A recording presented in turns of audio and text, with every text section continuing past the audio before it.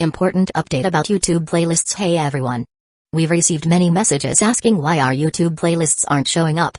Do we create YouTube playlists? Yes, we absolutely do. So why can't you see them? Honestly, we're not sure. We've been in contact with YouTube support for several months now, but we still haven't received a clear answer or solution. After much discussion, our team has decided to take matters into our own hands. We believe the issue might be related to the number of playlists we've created on a single channel, possibly too many. Our solution? We're launching 2 additional YouTube channels, giving us a total of 3. This way, we can organize our audiobooks better and avoid the playlist visibility issue in the future. This change only affects our YouTube audience. If you're a patron supporter, you can still access all our audiobooks by visiting the collection menu on Patreon. Thanks so much for your time and continued support.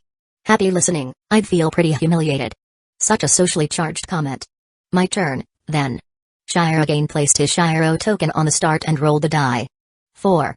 He landed on a card labeled random event. He flipped the card.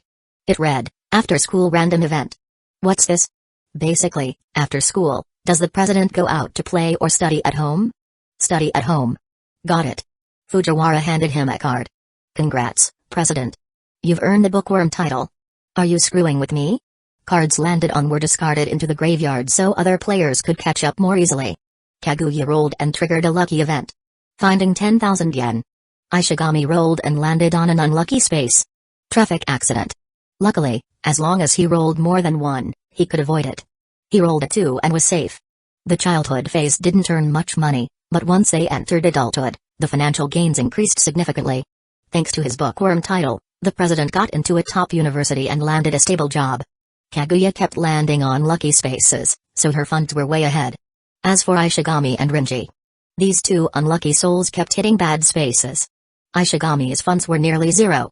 As for Rinji, due to frequent random disasters and the game's high degree of freedom, he always found ways to profit from misfortunes.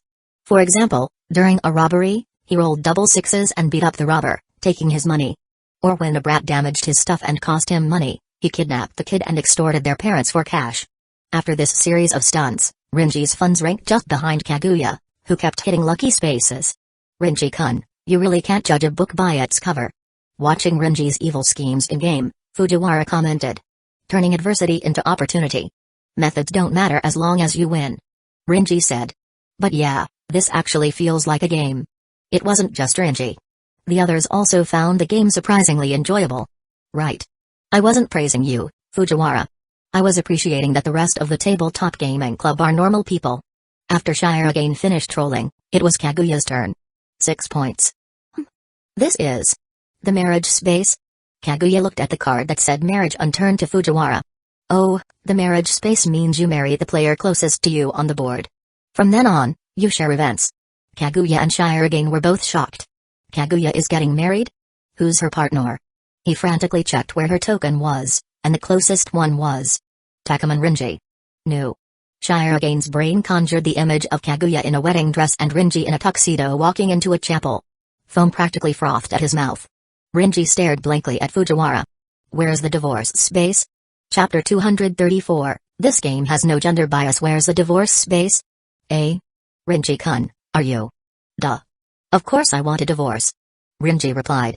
What kind of garbage design is it where you get married just because you're nearby? Well, the marriage system in this game isn't super developed. This is nonsense. If I end up married to Shinomiya, I might as well declare my life over before reaching the goal. Hey. I'm not that terrible. Kaguya puffed her cheeks, clearly upset at Rinji's venomous words. She was just as frustrated. Landing on the marriage space was completely unexpected. If it had been Shirigane, she might have giggled uncontrollably. But of all people, it had to be Rinji's token that was closest. You really are that terrible, Shinomiya. Like I wanted to land on that space? You were the one standing too close. Absurd. I was standing on my rightful spot. It's you who should have kept your distance. Such arrogance. Fujiwara awkwardly looked at the 2. Please don't fight. It's just a game. Fujiwara, is there an option for a voluntary divorce? Nope. Then how about domestic violence forcing a separation? Rinji-kun, you sure don't hesitate to sound like a scumbag. If the bride is Shinomiya, then scumbag I'll be. You really are. Shire again had been in a daze the whole time, his expression oddly twisted. If Kaguya had married some random stranger in-game, he could have expressed jealousy, anger, even sadness. But the issue was, she got married to Renji. His best friend. His most beloved girl, married. Even if only in a game. To his best friend. No one could remain calm through that. The image of Renji and Kaguya walking down the aisle kept playing in his mind. Ah. If it's Renji. Well, he is amazing. If Kaguya one day really chose him, I guess it'd be understandable. Ah, what a roller coaster of emotions. President. What's wrong with you? President? Renji tried calling the dazed Shirogane. Huh? Your face looks off. Are you okay? Renji stared at Shirogane's blank expression. No, it's nothing. Shirogane quickly composed himself. Right. This is just a game.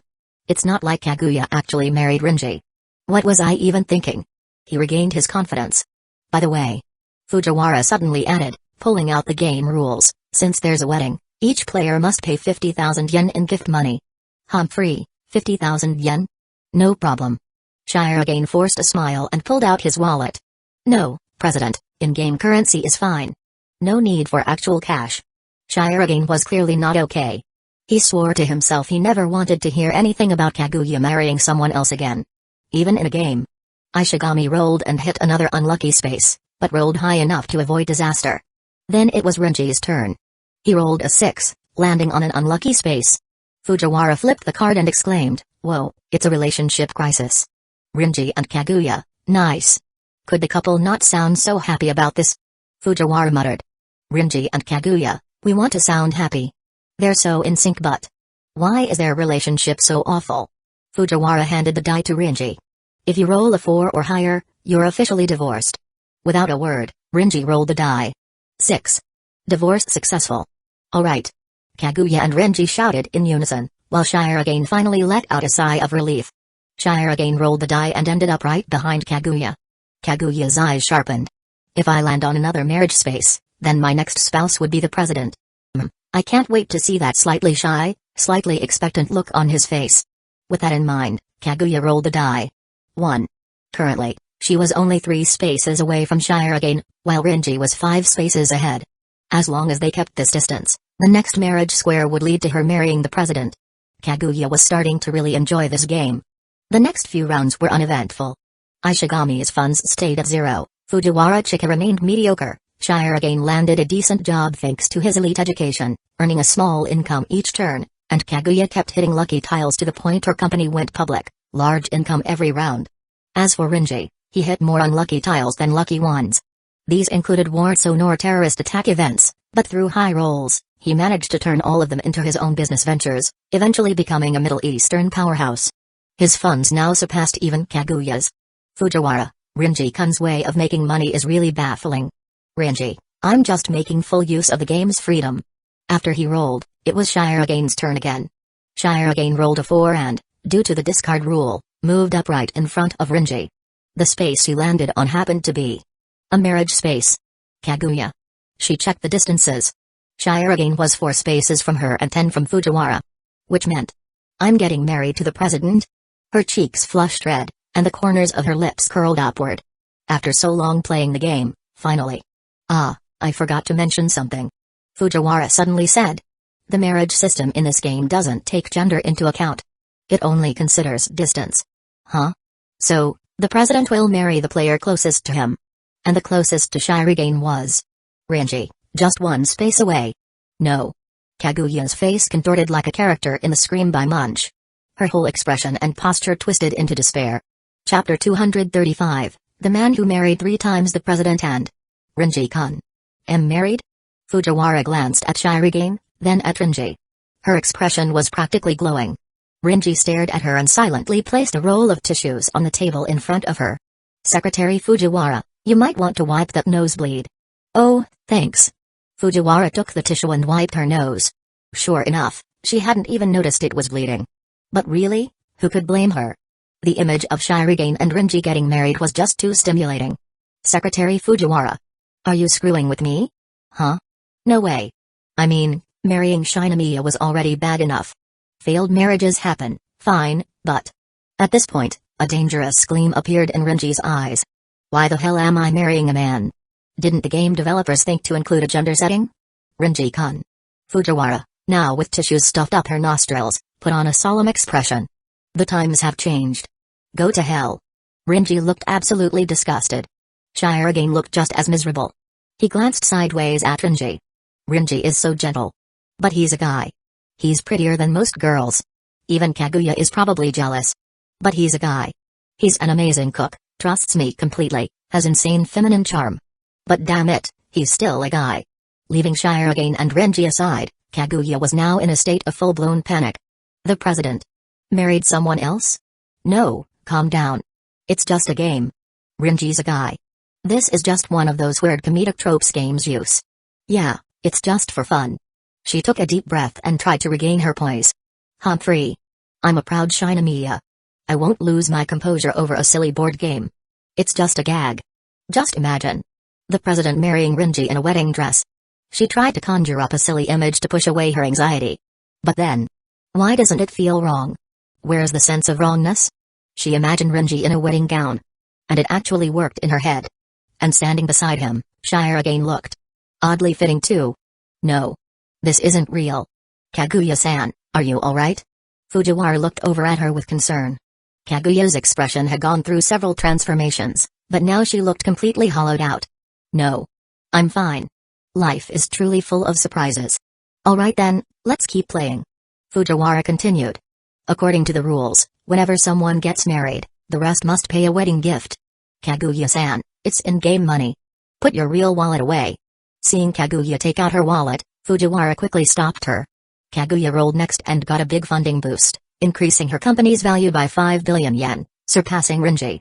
But her forced smile showed she felt no joy at all. After Ishigami and Fujiwara rolled, it was Rinji's turn. He leaned toward Shirogane and whispered, "This game is way too gay. Let's just land on a divorce tile and end this." Agreed. Shirogane looked at the board. Theoretically, any unlucky tile could trigger a divorce event. There were 2 unlucky tiles in front of Rinji. Both could be it, or neither.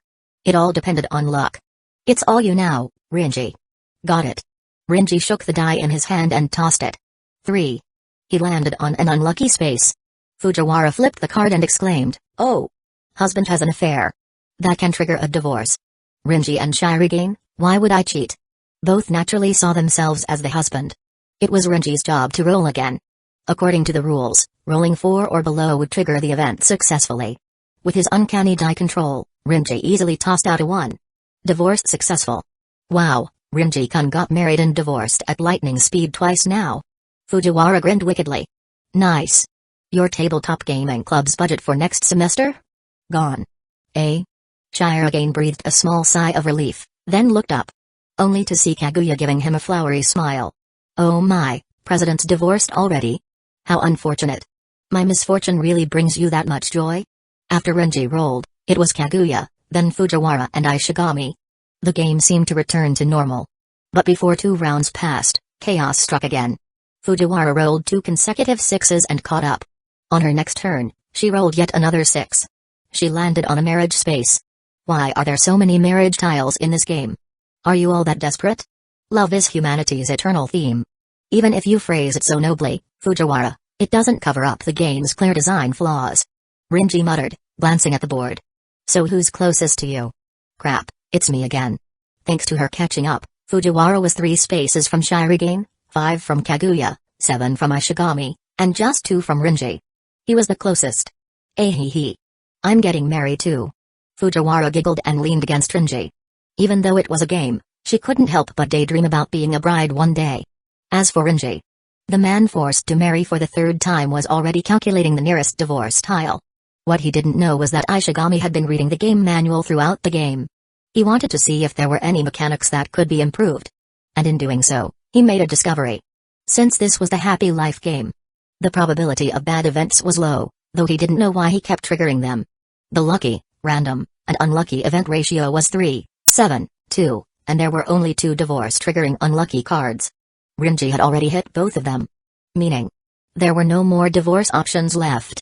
Chapter 236, The Child Should Be Raised by Me. Rinji, determined to trigger a divorce event, kept rolling the dice onto misfortune tiles, but all he got were harmless incidents.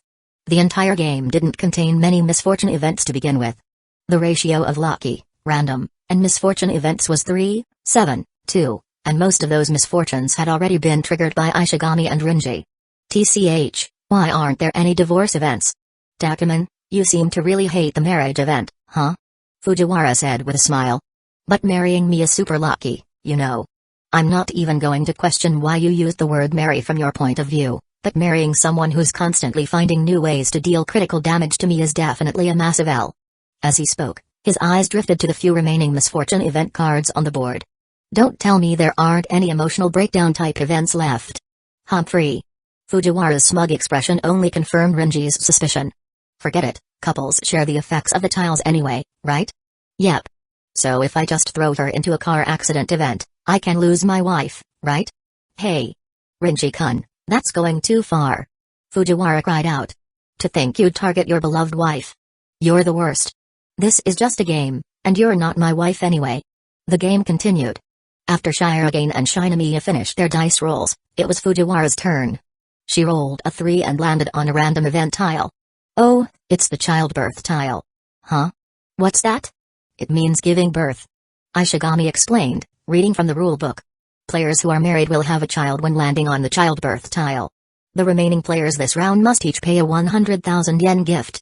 But later on, each child will incur a child support cost every turn. Oh. So that means... Renji turned his head to look at Fujiwara, who was smiling happily. I have a kid with this woman? Hee. I didn't think I'd become a mom at this age. Seeing the smile on Fujiwara's face, the others felt she was a little too into the game. Not that Shirogane and Kaguya had any right to judge. Worth mentioning, Renji, due to getting married 3 times, had already received 3 gift payments. Including the childbirth event, that made 4 gifts in total. The only one who hadn't paid a single yen was Ishigami. From the start of the game, he had been landing on misfortune tiles non-stop and hadn't made any money at all. After the chatter died down, it was Renji's turn to roll again. What's wrong, Renji-kun? Roll the dice. Fujiwara urged. She curiously watched as Renji stared blankly at the dice. I was thinking. What should I name my son? Kaguya said, you do realize this is just a game, and we don't even know the child's gender. Of course it's a strong boy like me. No. What do you mean like you? Just then, Renji's expression turned serious. Now that I have a kid, I can't fool around anymore. Oh. What a manly thing to say. Fujiwara giggled from the side. As expected of my husband. You'll make a great dad. I said this is just a game. Renji threw the dice, and it landed on a lucky tile. His company received an investment, adding 500 million yen. Alright, we've got formula money now. What kind of baby formula costs that much? Renji, now immersed in the game and determined to be a good father, had given up intentionally aiming for misfortune tiles for crazy plays. You could say all the student council members were deeply immersed in the game. Fujiwara was always into it, and Renji, after having a child, wanted to be a good father.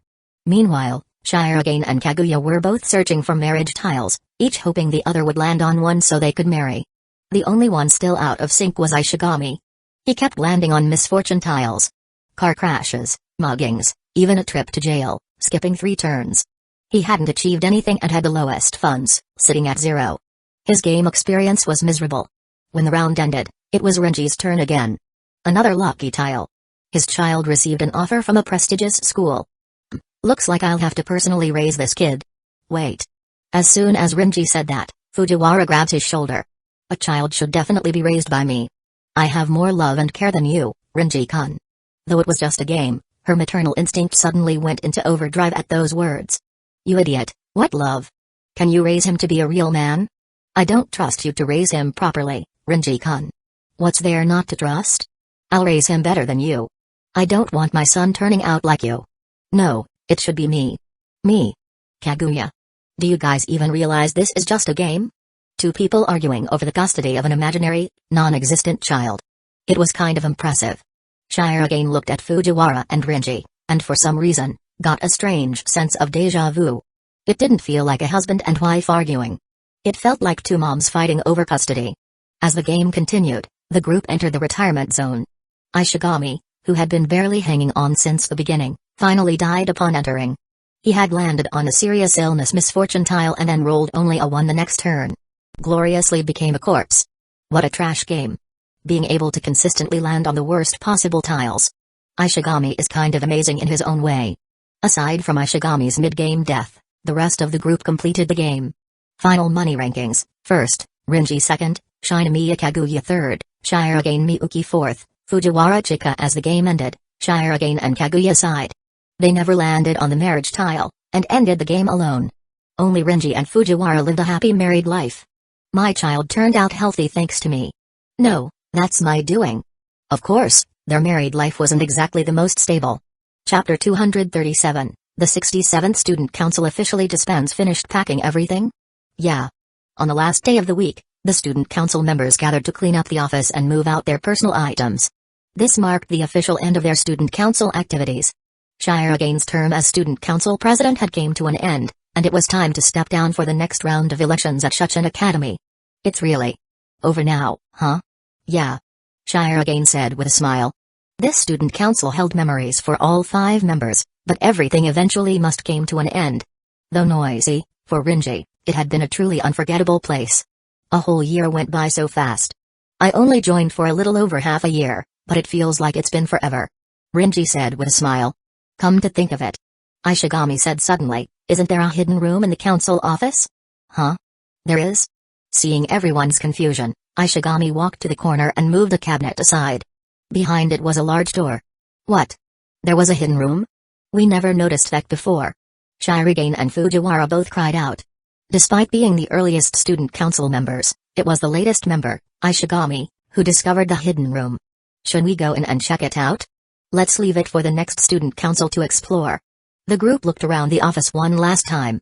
As if the laughter and banter they once shared still lingered in the chairs and sofas. With no regrets, they opened the door and walked out. Bang! As the door closed, Fujiwara stood in place. Tears welled up in her eyes. The student council where they all once worked and played together would never come back.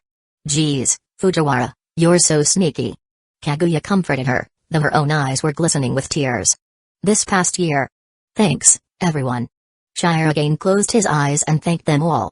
Fujiwara wiped her tears and looked toward Rinji, who had been staring silently at the now closed council office door since they left. Rinji-kun, are you feeling a little sad too? I don't get sentimental. That kind of emotion is unnecessary.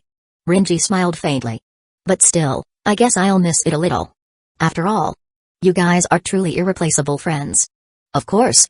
Whether we're in the student council or not, we'll always be friends. Fujiwara's bright smile was contagious, and the heavy mood around them slowly faded away. Let's have a celebration dinner after school. Okay. The sadness of parting forgotten, the student council members left together with laughter and chatter. Only Rinji remained behind. His eyes were fixed on the now closed door of the student council office. It'll be hard to return to days like this. Rinji gently placed his hand on the wooden door, feeling the texture beneath his fingertips. At the very least, the days I spent in the student council were happy. But it's probably all over. It's not over yet. Hearing that familiar voice, Rinji slowly turned his head. There stood the familiar blonde girl. Hayasaka. Hayasaka. I slowly walked up beside him, placing her hand on the same wooden door. Today is the day the 67th Student Council disbands. I figured you'd stay here a while. Hayasaka said softly. After all, this is the one place where you could momentarily forget who you really are. You really do know me best. Rinji smiled and looked back at the door. I always wondered why someone like me, who walks a path paved in blood and corpses, would cross paths with these peaceful high schoolers. Even now, I don't know the answer. But I believe a miracle happened the moment I chose to join the student council. Through his time working and living with the student council, he had came to realize that he didn't dislike this kind of life. Maybe you're changing. I won't change. Rinji gave a bitter smile. Just like I told you before, I probably won't become the person you're hoping for. There's no need. Hayasaka stepped behind Rinji, wrapped her arms around his waist, and rested her cheek against his back. Hayasaka? Just let me stay like this for a bit. She murmured. Just a little while. I never expected you to become anything in particular. So no matter how you change, as long as you're still the same little Rinji, that's all I need. Because I'm the one who understands you best. After speaking, she released him and stepped back, taking out her phone to check the time. Afternoon classes are about to start. I should head back too. She looked up at Rinji, lightly poked his forehead with her finger. That miracle you mentioned. It won't disappear. Watching Hayasaka walk away, Rinji slowly smiled. After one last look at the student council door, he turned and walked off. The 67th Student Council of Shuchen Academy officially came to an end. Shirogane, have you officially stepped down as student council president? Yes, Sagra-sensei. My term has ended. Planning to run again? Well, that's up to you. I can only give advice. Sagra put some documents aside and looked at Shirogane Miyuki, now no longer president, with a sigh. Do you want me to run again, Sagra-sensei? Shirogane asked, confused. You could say that, though it's mostly a personal wish. Sagra replied. How did that Takuman kid do in the student council? He was excellent. Always completed his tasks seriously. That's good. Can I ask something? Is the reason you want me to run again because of Renji? Exactly. Sagra nodded. That kid only behaves when he's in the student council. He acts like a normal high schooler, and I can relax. If you were still president, my job would be a lot easier. Are you and Renji related? Not really. I was just classmates with his father back in the day. When Renji's father came up, Sagra's expression turned strangely complicated. His idiot dad used to cause a lot of trouble. That kid definitely inherited that reckless streak. But in over half a year, he's only injured one classmate. Honestly, I was shocked. Renji's father? Shirogane had no idea about Renji's family. Renji lived alone in Japan, and judging by how he talked and acted, his dad probably wasn't the meek farmer he claimed to be. What kind of person is his father? A hippie. Sagra laughed. And one of those enviable ones. Chapter 238, Shuchin only has one president. Cheers. At a family restaurant, the student council. Or rather, the former student council. Gathered around a table, raising glasses of juice to celebrate the successful end of their term. Because the president was required to wear a heavy gold emblem on a collar along with the fall uniform jacket, it had been quite uncomfortable in the warm season. Luckily, Shirogane had returned the emblem. Now he could finally take off that thick jacket.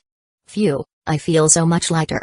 Without the jacket, Shirogane felt the weight lift from his shoulders. Though you'll probably need it again next week. Weather's cooling. Ishigami noted. Buzzkill.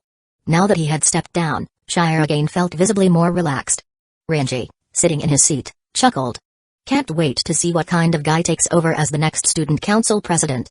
Oh, right. Renji. Shirogane suddenly turned to ask. Why don't you run for student council president? No thanks. Renji waved it off. Let's not forget I got suspended once for a violent incident. And if I became president, you'd all get the privilege of experiencing Shuchin under my dictatorship. Ha ha ha, Renji-kun, you're hilarious. Fujiwara laughed loudly. Kaguya, no. I don't think he's joking. Shirogane stretched his shoulders. If any of you were willing to run, I'd feel a lot better. To Shirogane, Renji was the most suitable next president. If Renji took over, Shirogane could truly relax. Of course, Shinomiya Kaguya was also a reassuring choice. If she became president, it'd be fine too. Ishigami was reliable and serious in his work. As for Fujiwara, yeah, maybe not. Shirogane genuinely worried about her running. Actually, being student council president is tough, but the perks are great. Besides a learning stipend and priority access to the study rooms, the biggest benefit is the Shuchin Board of Directors recommendation letter, Shirogane said. The recommendation letter was the biggest perk for any Shuchin president. It guaranteed access to almost any university in the world. Shirogane had earned the right to receive it. Oh, you mean that letter that lets you get into any college? Renji didn't seem too interested. I've got plenty of people who could write one of those for me. I'm not picky about colleges anyway. Ha ha ha ha, classic Renji. Kaguya, on the other hand, felt she wouldn't mind becoming president. She wasn't particularly interested in the recommendation letter. But forming the student council again would give her a reason to gather these people and be near Shirogane. President. I'm not president anymore. Shirogane said with a smile. Alright. Kaguya realized that Shirogane was no longer the president. So how should she address him now? Should she call him Shirogane-kun? Would that sound too distant? Or would Miyuki be too intimate? But calling him Miyuki-kun. Her cheeks turned slightly red. She felt that saying his name directly might be too forward. Miyuki-kun. Just then, Fujiwara called out. Miyuki-kun, want another cup of coffee? Sure, thanks. Hot or iced, Miyuki-kun? Kaguya, this woman is way too flirty. In her worldview, only couples should use each other's first names. So she immediately branded Fujiwara a flirt. Ishigami, I'll have the same as Miss Senpai. Kaguya, Miss Senpai? That's such a cute nickname. Her shock turned into a new idea.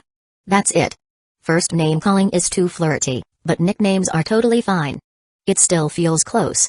Gathering her courage, Kaguya picked up her glass. Then I'll ask the waiter. Prez. Fujiwara, but he's not the president anymore. In the end, Kaguya couldn't muster the courage. Rinji picked up the other's empty cups. I'll still go with president. Fujiwara sighed. Seriously, Rinji-kun, he's not the president anymore. You can call him something else. President is president. Even if he steps down, he's still the president. Rinji replied. Shuchin only has one president, and that's Shirogane Miyuki. Then what does that make the next president? If the president never stepped down, that random guy wouldn't even have a shot. At best, he's just picking up scraps. It doesn't matter what position he gets. What matters is how I see him. Fujiwara blinked. That's a typically arrogant thing to say. What if the next president insists you call him president?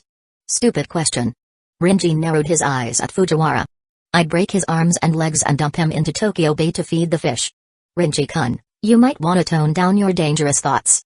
Rinji's arrogance was beyond ordinary understanding, but the student council had long gotten used to it. Shinomiya Kaguya hadn't said a word since Rinji spoke. While she couldn't understand his arrogance either, she did agree on one thing. She wanted Shirogane Miyuki to remain president. She also knew that stepping down would allow him to focus more on his studies and future, free from the burdens of student council work. Maybe it was selfish, but in her eyes, only Shirogane could be president. Rinji. Shirogane suddenly turned toward Rinji. Do you want me to continue being student council president? I hope the president will consider his own future. If you're tired, take a break. Rinji said with a smile. But to me, you'll always be the president. That's never going to change. I see. Kaguya silently watched the two of them talk. She still thought Rinji was incredibly arrogant. He ignored all external standards and only cared about his own views. But it was exactly that arrogance she admired. Chapter 239, The Student Council Isn't Over Yet. Well, we'll head home first. See you at school tomorrow. After leaving the family restaurant, Ishigami and Fujiwara were the first to leave.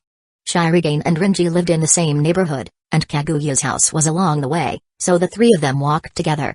Kaguya looked like she wanted to say something the whole time, but each time the words reached her lips, she held them back. She wanted to ask Shirogane to run for president again. But she couldn't. She knew he already had the prestigious recommendation letter.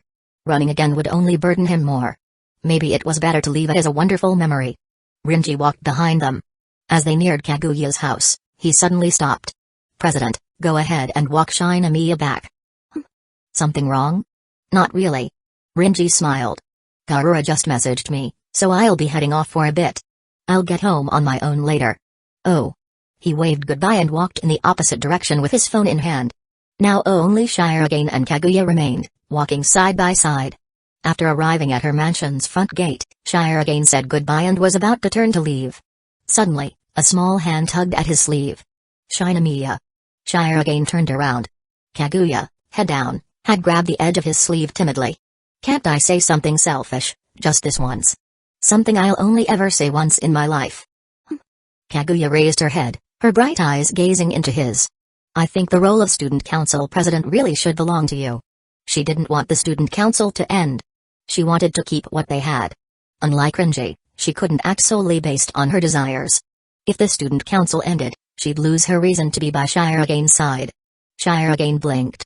You want me to run for president again? Kaguya lowered her head shyly and, after a few seconds of silence, nodded. Seeing her like that, Shirogane smiled, then pulled a folded paper from his jacket pocket and held it up to her. Shinomiya, look at this. Huh? Eh? At the top of the page were the words Student Council Election Application Form. And at the bottom, it had Shirogane's name and class. This man had already decided to run. So that's how it is. You really wanted me to run again, huh? Shirogane grinned as he nodded, clearly enjoying the surprise on Kaguya's face. President. Did you do all that just so you could say this now? Kaguya's voice trembled slightly. Who knows? She had to admit. This time, Shirogane really got her. But the result wasn't bad. Let's go out this weekend. Kabukicho? That's fine, but there's not much to do there. I heard high schoolers like Harajuku or Shinjuku more. From a rooftop corner, Rinji was talking on the phone with Karura. They had been dating for over a month, but hadn't spent much time together. Even though they were both in Tokyo, they lived in different districts.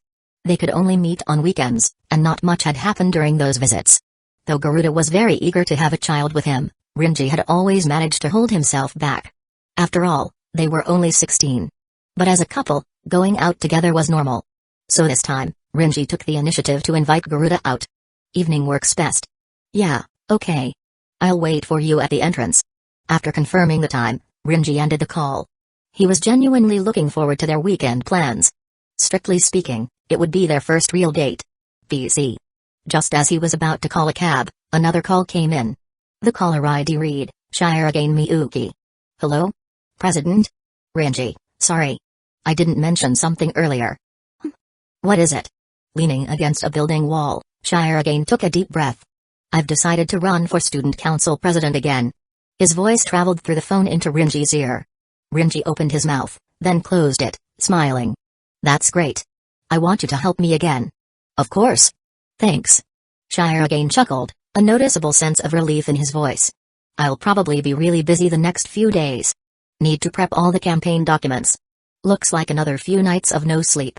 You just focus on writing your speech. Ishigami and I will handle the campaign materials and the PPDs. Fujiwara will help too. I think everyone wants the student council to continue. Ha ha ha, even without me, Shuchin's student council won't disappear. No. Rinji smiled faintly. A student council without us isn't a student council. Anything else is meaningless. Just like Shinomiya and Fujiwara said. You're as arrogant as ever, Rinji. Shirogane smiled. But that arrogance is strangely reassuring. He ended the call, straightened from the wall, and walked down the sidewalk. His thoughts drifted back to a conversation with Sagra-sensei earlier that day. Sagra-sensei, I've decided to run for student council president again. Are you sure about that? Sagra looked hesitant. This is just my personal opinion, but it should be your decision. You need to think about your future too. No. I'm thinking of my future. Shirogane answered firmly. I want the student council to continue. I have my own reasons. Besides, Rinji's helped me so much. If I can't even provide him with the right environment, I wouldn't have the face to stand in front of him. All right. Sagra said no more and handed over the application papers. The 67th Student Council isn't going anywhere. Leaving that statement behind, Shirogane walked on toward home. This is the one time in my life I'll fight with everything I have. Chapter 240, Election. The temporary disbandment of the Student Council didn't cause much of a stir. It was just the routine Student Council reshuffling that happened every year at Shuchin. Aside from the students eyeing the president's seat, everyone else continued their peaceful daily lives. Rinji walked through the school gates with his bag in hand, just like always. Now, he was no longer the student council treasurer. Just an ordinary student of Shuchin. Until Shirogane Miyuki was re-elected as president, he had no reason to return to the student council office. Of course, that was only because he didn't need to. If he actually wanted to go, probably no one could stop him. Excuse me, student, please take a look at this. A familiar voice came from ahead, and Rinji looked up. It was someone he knew. Kobachi Asaragi and Maiko Ino. These two were usually inseparable, and both were members of the Public Morals Committee. Before the fighting incident, Rinji had also worked on the committee for a while, so he was familiar with them. The two seemed to be handing out flyers on campus, but few students paid them any attention, most walking by as if they didn't exist. Ino-san, Asaragi-san, handing out flyers this early. Dakumin-kun? The two turned their heads and saw Rinji walking toward them. This is part of my campaign for student council president, said Lino. I want to let students know I intend to improve the school's atmosphere. Oh? You're aiming for the president's seat too? Rinji narrowed his eyes slightly. So she was one of Shirogane's rivals. Though they'd worked together before, anyone who stood in the way of Shirogane's re-election could only be seen as an obstacle. I know, unaware of what was going through Rinji's mind, handed him a flyer. This explains why I want to be president. My platform is detailed here. Rinji accepted the flyer. Though he was already thinking about how to get her to withdraw from the election, he skimmed over it. The flyer read, Maiko Ino, in order to protect a healthy school environment at Shuchin, pledge the following: boys must shave their heads, girls must wear double ponytails in braids. Mobile phones will be banned on campus, belongings will be inspected weekly. Boys and girls must stay at least 50 centimeters apart at all times. That was the entirety of her platform. A set of policies enough to send a shiver down most students' spines. Ino looked at Rinji with hopeful eyes. What do you think? After a moment of thought, Rinji said, the boys must shave their heads part. I really like that. Really? Her face lit up with excitement. To be honest, other than Asaragi, Rinji was probably the only person who had said anything positive about her proposal. But the ban on phones is problematic. He added. On a battlefield, delayed intel can be fatal. It's a matter of life and death. Well, Shushan isn't exactly a battlefield. Let me rephrase. Suppose someone is seriously injured in the gym and needs an ambulance. But since phones are banned, someone has to run across 2 buildings to find a teacher. That delay could cost a life, right? That's. Or imagine being approached by a criminal on your way home from school. No phone, no way to call the police. Who would take responsibility then? You make a good point. Ino began re-examining her flyer. Looks like I need to revise it. Think carefully. Right now, the student council president's seat is still. Takaman-kun, I have a request. Huh? Rinji looked at her, puzzled. You used to be the treasurer, right? Yeah. When I become president. Would you be my treasurer? No. That was fast? Ino was stunned by the instant refusal. Here's the thing, Ino. There's no way I'll work under you. Rinji said flatly. To be blunt, I don't think you'll become president. Asaragi let out a sigh. Takaman-kun, that's a little too direct. Direct is better. As her friend, you probably understand the situation better than I do. Well, that's true. The president needs to unite students and communicate with them. Rinji stared at Ino, who was now looking down uneasily. Did you ever consult your classmates before writing that platform? Even when working as a public morals officer, you always acted on your own. The 2 key traits a president should have. You don't possess either.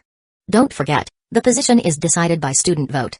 No matter how good your ideas are, if you don't talk to the students, you won't get their votes. Unease. Frustration. That was what filled Ino's heart. Every word Rinji spoke stabbed like a blade. I know, as a former colleague on the Public Morals Committee, I respect your work ethic. But the president's role is completely different. What you're doing now doesn't even qualify as half-baked. Wait, Takaman-kun, that's enough. Asaragi tried to stop him, but Rinji finished his thought. You don't understand what the student council is for. You're just bringing public morals policies into a different role. Acting on assumptions is just another form of negligence. With that, Rinji walked past her. I'll never acknowledge someone like that as the president. After he left, Asaragi quickly tried to comfort Ino, who was still silent. Don't let what he said get to you. Takaman-kun just. I know. Ino looked up slightly. Her eyes were red, but firm. He's right. I haven't talked to the students. But I'm not entering this election half-heartedly either. Chapter 241, The Election's Inner Workings to the Students. The student council election was still a big deal. In the closed-off world of Shushan, something like this only happened once a year. Occasionally, one could overhear speculation in the classrooms about who the next president might be. Ishigami, how's that thing coming along? You mean the summary of the president's achievements? I've already made a PowerPoint. Ishigami handed Rinji a USB drive. Unless something unexpected happens, it'll be the president's win again. Almost everyone knows he was acting president of the Dainapon Bank over the summer. It's proof of his abilities, and he already had popularity among students. His chances are at least 90%. 90%, huh? Until it's 100%, we can't let our guard down. Rinji placed a document on Ishigami's desk. What's this? Detailed plans about inviting university professors to lecture at Shushan. The president arranged something like this before, but it was usually just lecturers giving half-hearted talks. This time, it's actual professors. Plus, there will be field trips to different universities and Q&A sessions with professionals in various industries. I've arranged it all. That's insane efficiency. But is this really necessary? It's essential for victory. Rinji was firm. We can't just make students think he wants to maintain the status quo. We need to show that he's planning to go even further. That's the key. Got it. Ishigami placed the documents in his bag. Leave this to me. I'll compile it into a proper presentation. Good. By the way, what's the secretary up to during all this? Drafting post-election strategies and canvassing. Fujiwara-senpai is pretty popular, especially with the boys. I see. Since it's a school-wide vote, club members are a major factor. Especially the Shushan Club Union, right? Rinji already knew what he meant. The club union acted as a kind of watchdog over the student council. The club presidents each had many members, so their votes were significant. Yeah, those guys. No need to worry about them, said Rinji. They're all on my side. How can you be sure? Because I told them. If something goes wrong with the vote count, some people, and even their families, might be in trouble. Did you just threaten them? As long as they cooperate, we'll all get along fine. Rinji said calmly. We need to use every method available to push the odds to 100%. Rinji leaned back in his chair, looking out the window across the desk. Ino was still out there, handing out flyers. No matter how ignored she was, she didn't give up. She's got guts. But the outcome is already set. You really do drop rebellion lines at every turn. Ishigami said with a wry smile. Still, yeah. With rules like Ino's, the students probably won't accept her. I doubt she'll last. No. Rinji smiled. I actually kind of like her rules. If I were running for president, my policies might be even stricter. And I wouldn't ask for anyone's opinion. Too bad. She's trying to do the same thing I would. But she doesn't have the tools. She wants to go against the crowd without having the power to make people submit. In the end, she's just a passionate amateur. Rinji, do you hate Ino? Not at all. She was my comrade in the Public Morals Committee. That's why I'm warning her. Whether she listens or not is up to her. With that, Rinji stood up and walked to the classroom door. Where are you going? To the Mass Media Club. I'm having them publish some of the president's achievements. Get some votes before the election. Student Council Election Forecast Express. This was a bulletin written by the Mass Media Club and posted on the student board for everyone to read. It recorded information about each candidate on the paper's layout, using bar graphs to display the support rate of every candidate across different school years.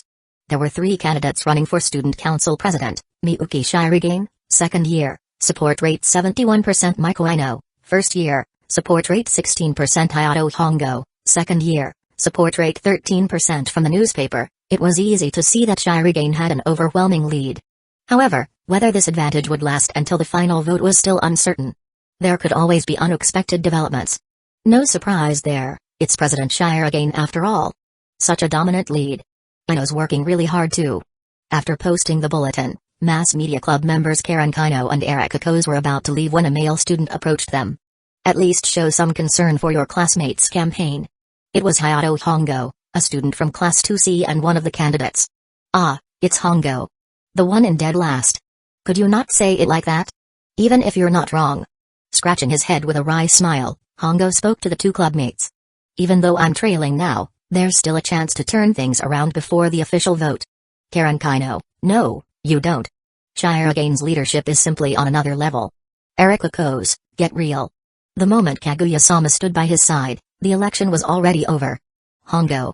Don't you two have any sense of objectivity? He didn't press the matter and instead tapped the paper posted on the board with a grin. Don't you think it's strange? Sure, Shirogane's excellent. But for an external student to hold such high support rates for 2 consecutive terms. Doesn't that seem suspicious? What are you trying to say? This reeks of an inside job. Hongo said, eyes narrowing. You're the Mass Media Club, right? A hidden scandal in the student council election would be big news. His plan was simple, create negative press for Shirogane so his votes would split between him and Ino. Defeating Ino at least might be possible. But what he didn't know was that Rinji and Kaguya were hidden just around the corner, having listened to every single word. Chapter 242, Wanna go to Africa? 5 minutes earlier. Why is Rinji-kun here in the 2&D building? Asked Kaguya, raising an eyebrow. I came to talk to the Mass Media Club.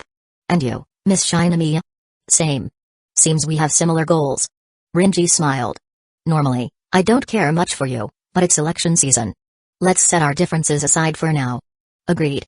Kaguya smiled coldly. Though from what I've heard, it seems you've gone to some extreme lengths to help the president. Like you haven't done the same. Rinji replied, scornful. I merely gave the club presidents a little scare. I just threatened the election committee a bit. Half a dozen of one, 6 of the other. Forget it. It's all for the sake of president's re-election. Kaguya said, offering her hand.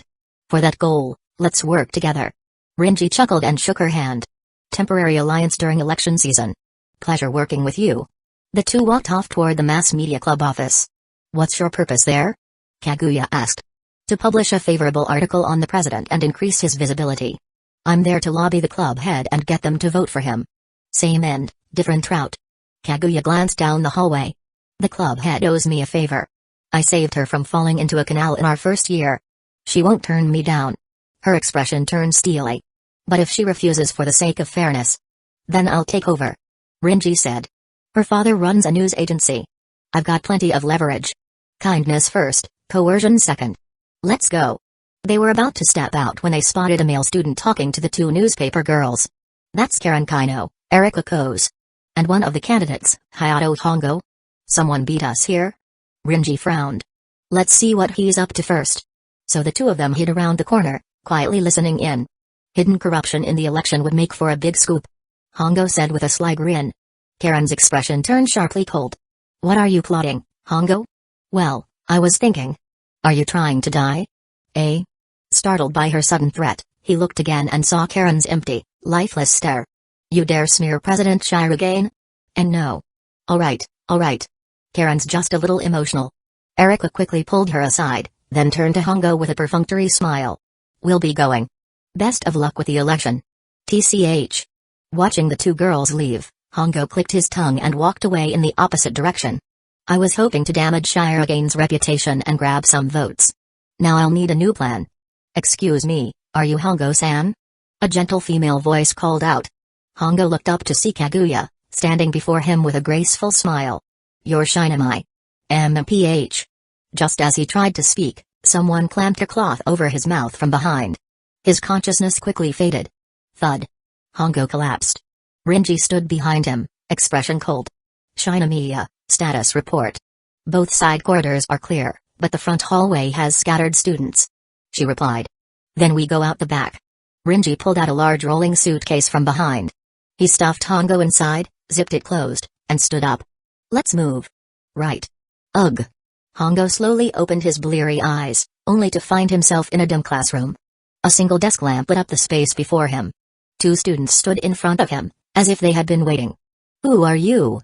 Hayato Hongo, age 17, class 2C. Father owns a textile factory. Mother is an executive. Your household currently has... Before he could finish his sentence, Rinji recited every detail of his background. You. Click. Rinji turned on the lamp. The sudden bright light stunned Hongo, disorienting him. You've got guts, kid. Spreading rumors about the president. Do you even realize the consequences? For you and your family? You don't want to say goodbye to them, do you? Hongo finally recognized the boy in front of him. Takeman Rinji, first year, former student council treasurer, suspended for a month due to a violent incident. A known dangerous figure. And beside him stood Kaguya Shinamiya, the former vice president and one of the school's most popular students. These two. They're from Shirogane's camp. Honestly, Rinji-kun, you'll scare him like that. Kaguya handed Hongo a cup of tea, smiling sweetly. Yet with unmistakable menace. Have some tea. I added monk fruit extract instead of sugar, so no need to worry about calories. No need to be afraid. While I could ruin your family overnight, I won't. If you promise to wait until next year to run. I'll even support your campaign next time. Kaguya cooed. Hongo trembled in fear. Shinamiya, now he's even more scared. Rinji laughed and casually swung an arm over his shoulder. No need to be nervous, Hongo. I'm not going to bankrupt your family. Just one question. What is it? You want to go to Africa?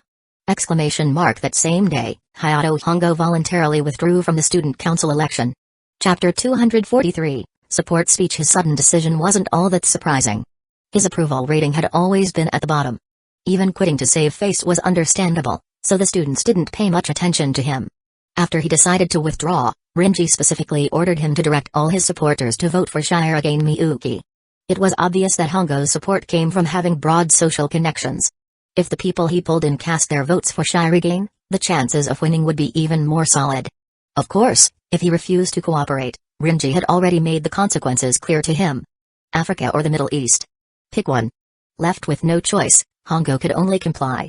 This student council election had turned into a collective operation by the 67th student council members. Ishigami was in charge of preparing Shirogane's academic presentation slides. Fujiwara took on wide-scale publicity. Rinji and Kaguya worked behind the scenes to control various election forces and eliminate unfavorable factors.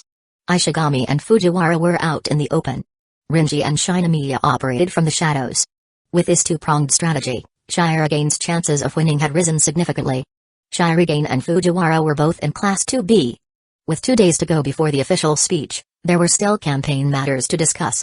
Shirogane's approval rating is incredibly high right now. As a transfer student trying to be re-elected, it should be impossible. Yeah, so we absolutely can't get complacent. Shirogane replied. Amazing. I'm so strong. With this kind of support, it's a guaranteed win. Though thrilled inside, he added, actually, I thought the same thing during the last election. And I'm sure some students think that way too. Transfer students were the most disliked group in Shuchin Academy, a school with an integrated curriculum from elementary to high school. They were referred to as impure students, and the school's culture discriminated against them. Much like European nobles looking down on commoners of impure blood. There were definitely people who didn't want to see Shire again become student council president. I remember a third year once publicly made anti-transfer student remarks. I thought he'd rally a group to oppose you. Fujiwara said with a frown. Once?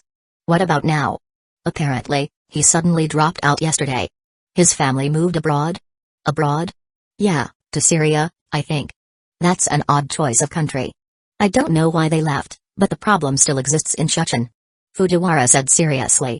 If we want to tackle it, we need to think carefully about who gives your support speech. Support speech, huh? A support speech is given right before a candidate's main speech. It highlights their achievements and character to win over more votes. Crucial and sometimes decisive. Fujiwara suddenly smiled. But you're lucky. Right in front of you is someone with enough leadership and the power to silence opposition. Renji? Someone who can also win over the hearts of the pure students. I get it. So only Shinomiya then? Fujiwara looked devastated. I've decided not to vote for you anymore. Shire again.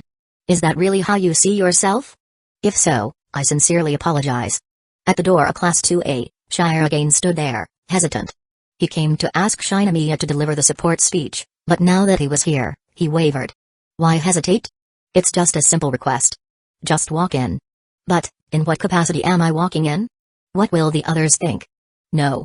This is too embarrassing. Shire again backed down. Maybe. I'll just ask Renji instead. When it comes to leadership and silencing opposition, Renji's way better than Shinomiya. It'd be perfect if he gave the speech. He was already trying to rationalize backing out. Going to another class to find Shinomiya was unbearably embarrassing. While he was lost in thought, a bubbly voice called out behind him. President. What brings you to our class? Turning around, Shire again saw a blonde girl with a side ponytail and a bright smile. Manicured nails, a necklace, and a school skirt obviously altered to be shorter. She was the perfect example of a Jairu-type JK. Someone the discipline committee would scold on sight. Hi Asaka, Jairu mode. Ah, I'm here to see Shinomiya. Shire again blurted out. Okay. Hayasaka gave an okay sign with her fingers, turned toward the classroom, and shouted loud enough for everyone to hear, Shinomiya. The president's here to see you. He's got something really important to say. Shire again was stunned. The entire class turned to look at him, then at the equally shocked Shinomiya. The president's never come to our class before. Is it student council business? But didn't the student council already disband? Is it a secret between those two? As students whispered, Shinomiya shyly walked over, voice barely audible. President, the important thing is. Oh, right. Shire again finally remembered why he came. I want to talk about what comes next for us. Everyone around lit up with shock.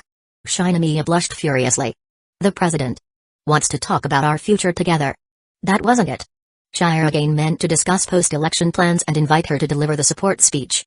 But he didn't say the whole sentence. To the others. And to Shinomiya. It sounded like a confession. Chapter 244, The Onlooker's Misery. How did things end up like this? Shire again stood behind the school building, Kaguya blushing in front of him, and surrounded by students. He'd thought the classroom was too public, so he asked her to meet him here after school. The result? They were surrounded. Students on all 3 floors were leaning out of windows to watch. Even the grove nearby had people lurking. Shire again noticed something was off earlier. While talking to Kaguya, not only was she blushing, even 2 of his close male friends had been giving him thumbs up. Now he was certain. All of second year thought he was going to confess. Both he and Kaguya were big names in Chechen, and the idea of them getting together was sensational. In just one afternoon, school forums and line groups had gone wild with talk of Shire again's going to confess. Which led to this situation. This is practically a setup where I have to confess. Shire again panicked. He had no idea how things spiraled from a simple conversation about election plans into this. Even if he wanted to confess, how could he do it surrounded by a crowd? Hurry up, President. Fujiwara pushed him toward Kaguya. Secretary Fujiwara. Read the room.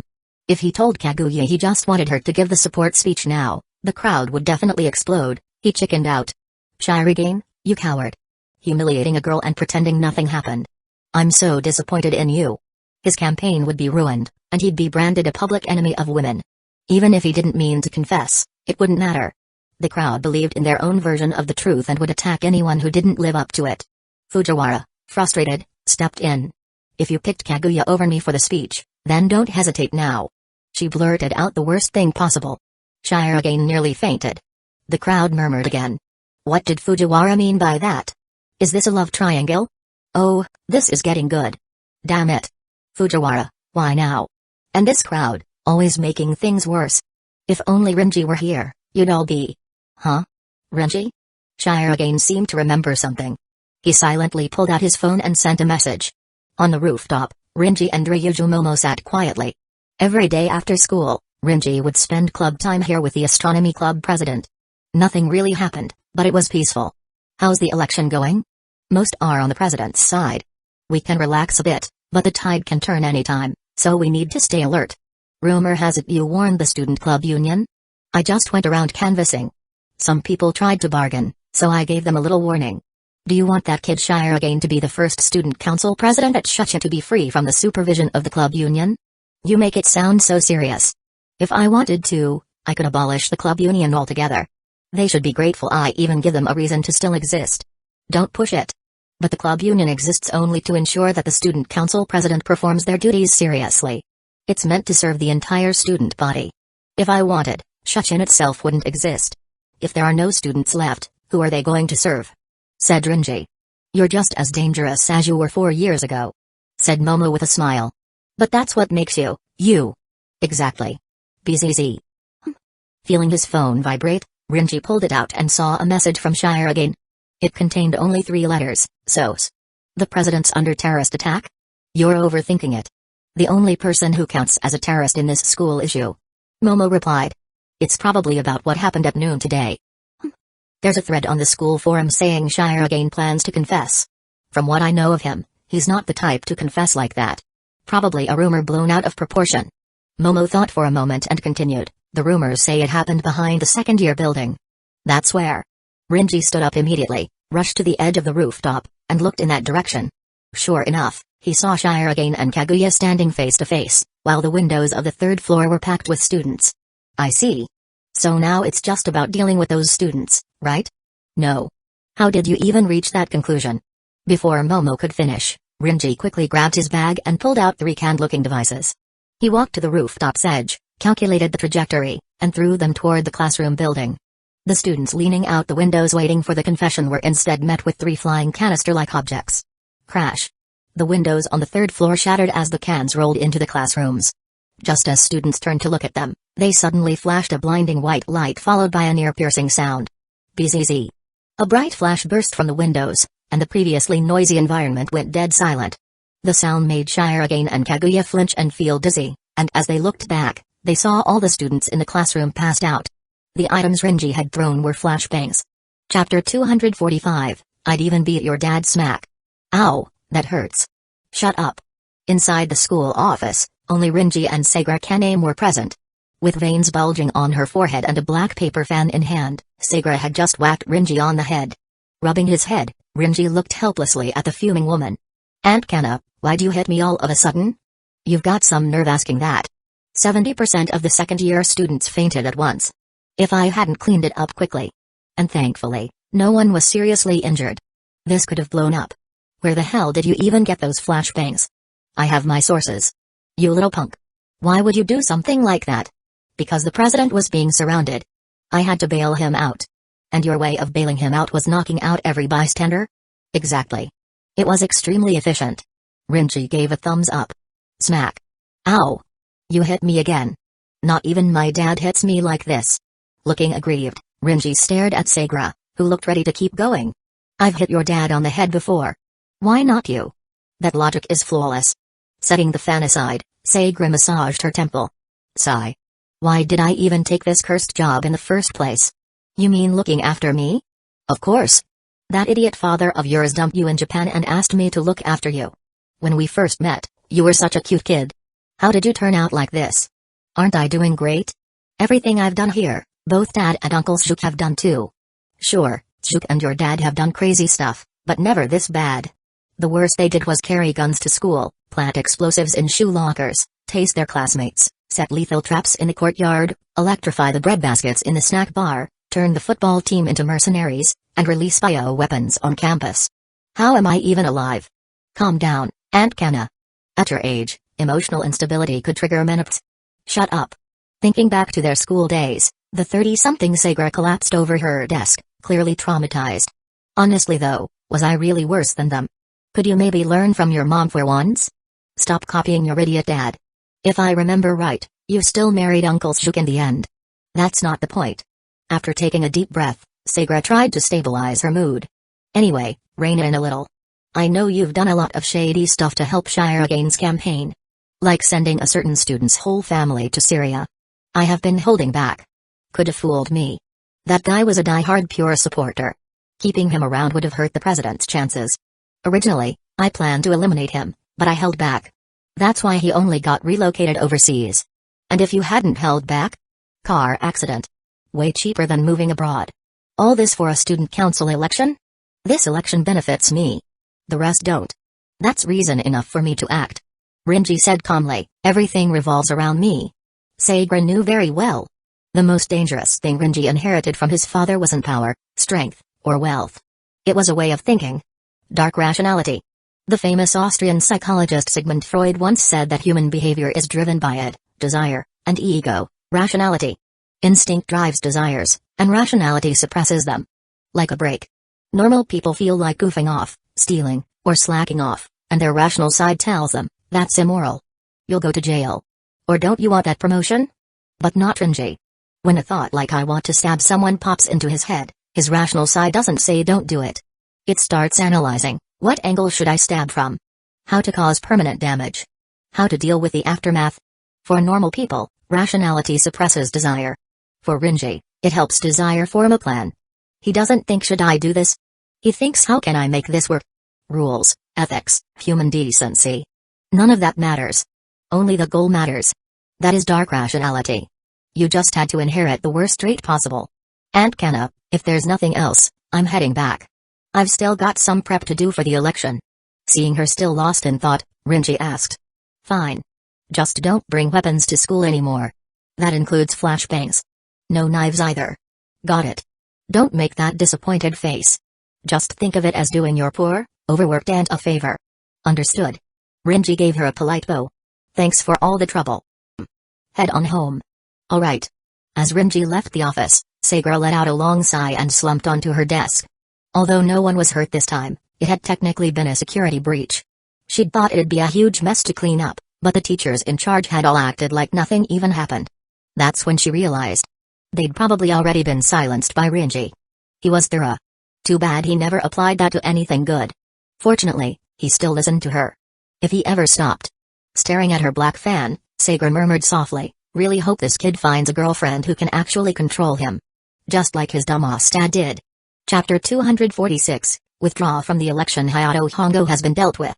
Only one opponent remains. In front of a whiteboard, Kaguya posted 2 photos, surrounded by detailed information about each candidate's family and background. A big red X was marked over Hongo's photo, indicating his withdrawal. The flashbang incident caused quite a stir yesterday.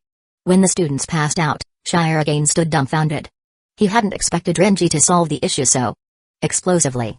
Quick on her feet, Kaguya had dragged Shiragain away and asked what was going on. In the end, he told her about the support speech. Though she'd hoped he'd drag her aside for a miraculous confession, the truth wasn't disappointing. It was within her expectations. So she accepted without hesitation. By the next day, with the support speech arranged, Kaguya turned her attention to eliminating other threats to the election. The next one is first year Aino Maiko. She locked eyes on Aino's photo. Aino Maiko. Father is a Supreme Court judge, mother works for an international humanitarian aid organization. Asaka stood behind Shinomiya Kaguya, reading aloud Aino's basic information. It took quite a while to investigate her. She's a troublesome opponent. Yeah. It's strange that someone as meticulous as Rinji didn't personally gather intel on her. Was this a slip-up? Kaguya smiled, not particularly concerned. But people like her will always show cracks once you put some pressure on them. Hayasaka set the document down and said in a low voice, sometimes there are people who truly are upright. Those shady methods don't always work. Everyone has a price. You just have to find what hers is, and that'll be the crack. Said Kaguya. That's what Rinji told me. Did Rinji really say that? But I don't think he'd want you to go after this Aino girl, at least not with underhanded methods. Why not? I know Macho is a member of the disciplinary committee. Back when Renji first enrolled, he was one too. Until he got kicked out over a violent incident. During his time on the committee, he worked closely with her. They weren't exactly enemies. Hayasaka looked at Kaguya. Do you really think it was a mistake that he didn't investigate? I know? Think carefully. That makes sense. But still, she is. Don't worry. Renji genuinely wants President Shirogane to win. He has his own way of doing things. Your job is simply not to interfere. Thank you all for listening. Cut. At Renji's command, Asaragi Kobachi stopped her speech. They were in a classroom, filled with students acting as an audience. Asaragi had just finished reading her speech script. She let out a long sigh of relief after finishing. Totally unacceptable, Asaragi-san. You paused 5 times, stuttered 3, and your eyes were all over the place. The ending felt like you just wanted it over with. If this was the actual election, you'd definitely mess it up. I'm sorry. Whatever. Overall it wasn't too bad. If you could deliver it without a script, that'd be ideal. Renji waved her aside and looked toward Ino Maiko. Ino-san, your turn. Oh okay. Ino stepped up to the podium and took a deep breath. But once she saw dozens of students staring at her, she froze and stared intensely at her script, avoiding eye contact. Which only made her more nervous. Hello, everyone. I'm Ino. Her voice was barely louder than a mosquito's buzz. Alright, I've seen enough. Renji stood up from his seat. As he did, all the students around him also stood and began leaving. Thanks for your time, everyone. Thanks for your time. Random characters, dozens of students nodded and left the classroom. They were students Renji had recruited as temporary test subjects. Plenty of students were eager to curry favor with him, and Renji didn't mind using them. His purpose? To test Ino's public speaking ability as a candidate. Once they were gone, only Renji, Ino, and Asaragi remained. I already gave feedback to Asaragi-san. But I know, your issue is much more serious. Renji said. There'll be hundreds of students and teachers watching during the actual election. If you're already scared now, how will you handle it then? Look people in the eye when you speak. The script is just a reference, not a face shield. He glanced at Ino, who was nervously clutching the hem of her uniform skirt with her head down. As your former colleague on the disciplinary committee, let me give you a word of advice. Drop out of the election. It's not worth it. Absolutely not. Ino shouted. I have to change this school's atmosphere. That's why I have to become student council president. Do you really mean that? Of course. But I don't think you do. What? People with true resolve overcome any obstacle to achieve their goals. Renji stepped closer, towering over her. You say all the right things, but you can't even handle giving a speech. If you truly had resolve, you wouldn't be faltering here. You haven't conquered your fear for your so-called goal. Pretty speeches mean nothing. Your odds are worse than Hayato Hongo's. And he's already dropped out. Drop out. It's for your own good. Chapter 247, Creating a Hero That's Enough. Renji opened the classroom door. I'm supporting President Shirogane. Gathering people to help train you was already me being as generous as I could be. Think things over seriously. Yes. We're very grateful for your help, Takuman-kun. Asaragi said, bowing. But the current situation is clearly unfavorable for Maiko. Of course it is. As a disciplinary officer, she's been making enemies for years. Her strict approach doesn't sit well with the other students. There's no way they'd support her. And I'm sure you know that better than I do. Standing at the door, Renji turned to look at them. An ideal means nothing unless others accept it. What matters isn't whether your vision is correct, but whether people agree with it. Are we really going to let Shuchin students keep going down the wrong path? Ino asked emotionally. You know how the public sees this school, Takuman-kun. If things continue like this, it'll only get worse. That's obvious. It's a school for privileged kids. Good PR? That'd be the miracle. Renji said. But this student council president is elected. So, the more idealistic a person is, the less likely they'll win. That's the flaw in elections. Realizing she was stuck in a dead end, Ino bit her lip hard. Asaragi thought for a while before asking, if it were you, Takuman-kun, and you were in Maiko's shoes. What would you do? If it were me? Then there'd be plenty of options. Renji smiled. First, I'd bribe the election committee. Then I'd promise the biggest clubs more budget if I became president. I'd fabricate scandals about opponents and turn them into public enemies. Then use the chaos to rally voters. Or better yet, engineer a public crisis to shake faith in the school and ride in as a savior. That's pure evil politics. Yep. And it's the most effective way for Ino to win. Absolutely not. Ino flatly rejected his suggestion. Using underhanded tactics. I'd never allow it. Which is why I say you lack resolve. You think your own purity is more important than your ideals. But someone who truly values their beliefs would even fall into hell to make them real. But is there no way without all this shady stuff? Asaragi asked quickly. There is. What is it? Clearly express your ideals. Make students believe in them. Rinji said. I told you before, you should interact more with students. You claim to be improving the school for them, but you never even explain your goals to them. You just manage without listening. Still, if you improve your public speaking before the election, you might pull it off. Ino realized she was stuck. As Rinji left the classroom, he headed around a corner. Right as he turned, he stopped and spoke to someone behind him. That should do, right? Yeah. Thanks, Rinji. Standing behind him was Ishigami. He had been listening in the entire time. I don't quite get why you're helping Ino now. Isn't our goal to ensure President Shirogane wins? Rinji had brought in a bunch of students for Ino's training because Ishigami had asked him that morning. For a greater victory. What do you mean? Then he paused and realized, you want the president to beat Ino Maiko head-on? You catch on fast, Rinji. Interesting idea. A direct win over a real opponent would boost his authority. Don't say authority like he's a dictator. Ishigami said, exasperated. Rinji looked at him and asked, besides wanting Shirogane to win fairly, you also want Ino to lose with dignity, right? After a moment, Ishigami smiled faintly. You really do know me. We're brothers, I know exactly what you're thinking. Rinji glanced at Ino and Asaragi emerging from the classroom. You seem to care about her a lot? Not exactly. She used to steal my game consoles and tattle on me all the time in middle school. We've got history. But a nostalgic look appeared on Ishigami's face. Back then, Ino worked with relentless diligence. Even though people disliked her, she did everything she could to correct the twisted school atmosphere. She was gossiped about, given dirty looks, even bullied. People left mean notes behind her back. She cried over it. But every time, she wiped her tears and got right back to work, unwavering in her ideals. Ishigami saw it all. People who mock those who try their best are the absolute worst. I think I get what you're trying to do. Rinji patted Ishigami on the shoulder. But you saw it too, didn't you? Right now, Ino can't even manage a decent speech. I really don't think she's qualified to stand on the same stage as the president. It's possible to make her qualified, but that takes strategy. And helping a rival is essentially betrayal. We'll need to talk this over with the president. Huh? You thought of a way? I did. Rinji replied with a smile. If you want to create a hero, then you first need a villain. That's the strategy. Chapter 248, Are You the Villain? So, you guys want to help Ino Maiko? Yeah. In a clubroom, Shirogane looked puzzled at the Rinji and Ishigami duo in front of him. When they came to him and said they wanted to help one of his rivals, he froze for a moment. That's about the size of it. Rinji said. But Ino's level is way too low. I don't think she can make it to the point where she can compete with you properly. Rinji himself didn't fully agree with the plan. After all, this was essentially shifting votes that should have gone to Shirogane over to Ino. Even if she had no real chance of winning, Rinji didn't like making things unnecessarily complicated. Why are you doing this? Rinji, so that Ino Maiko can lose with dignity.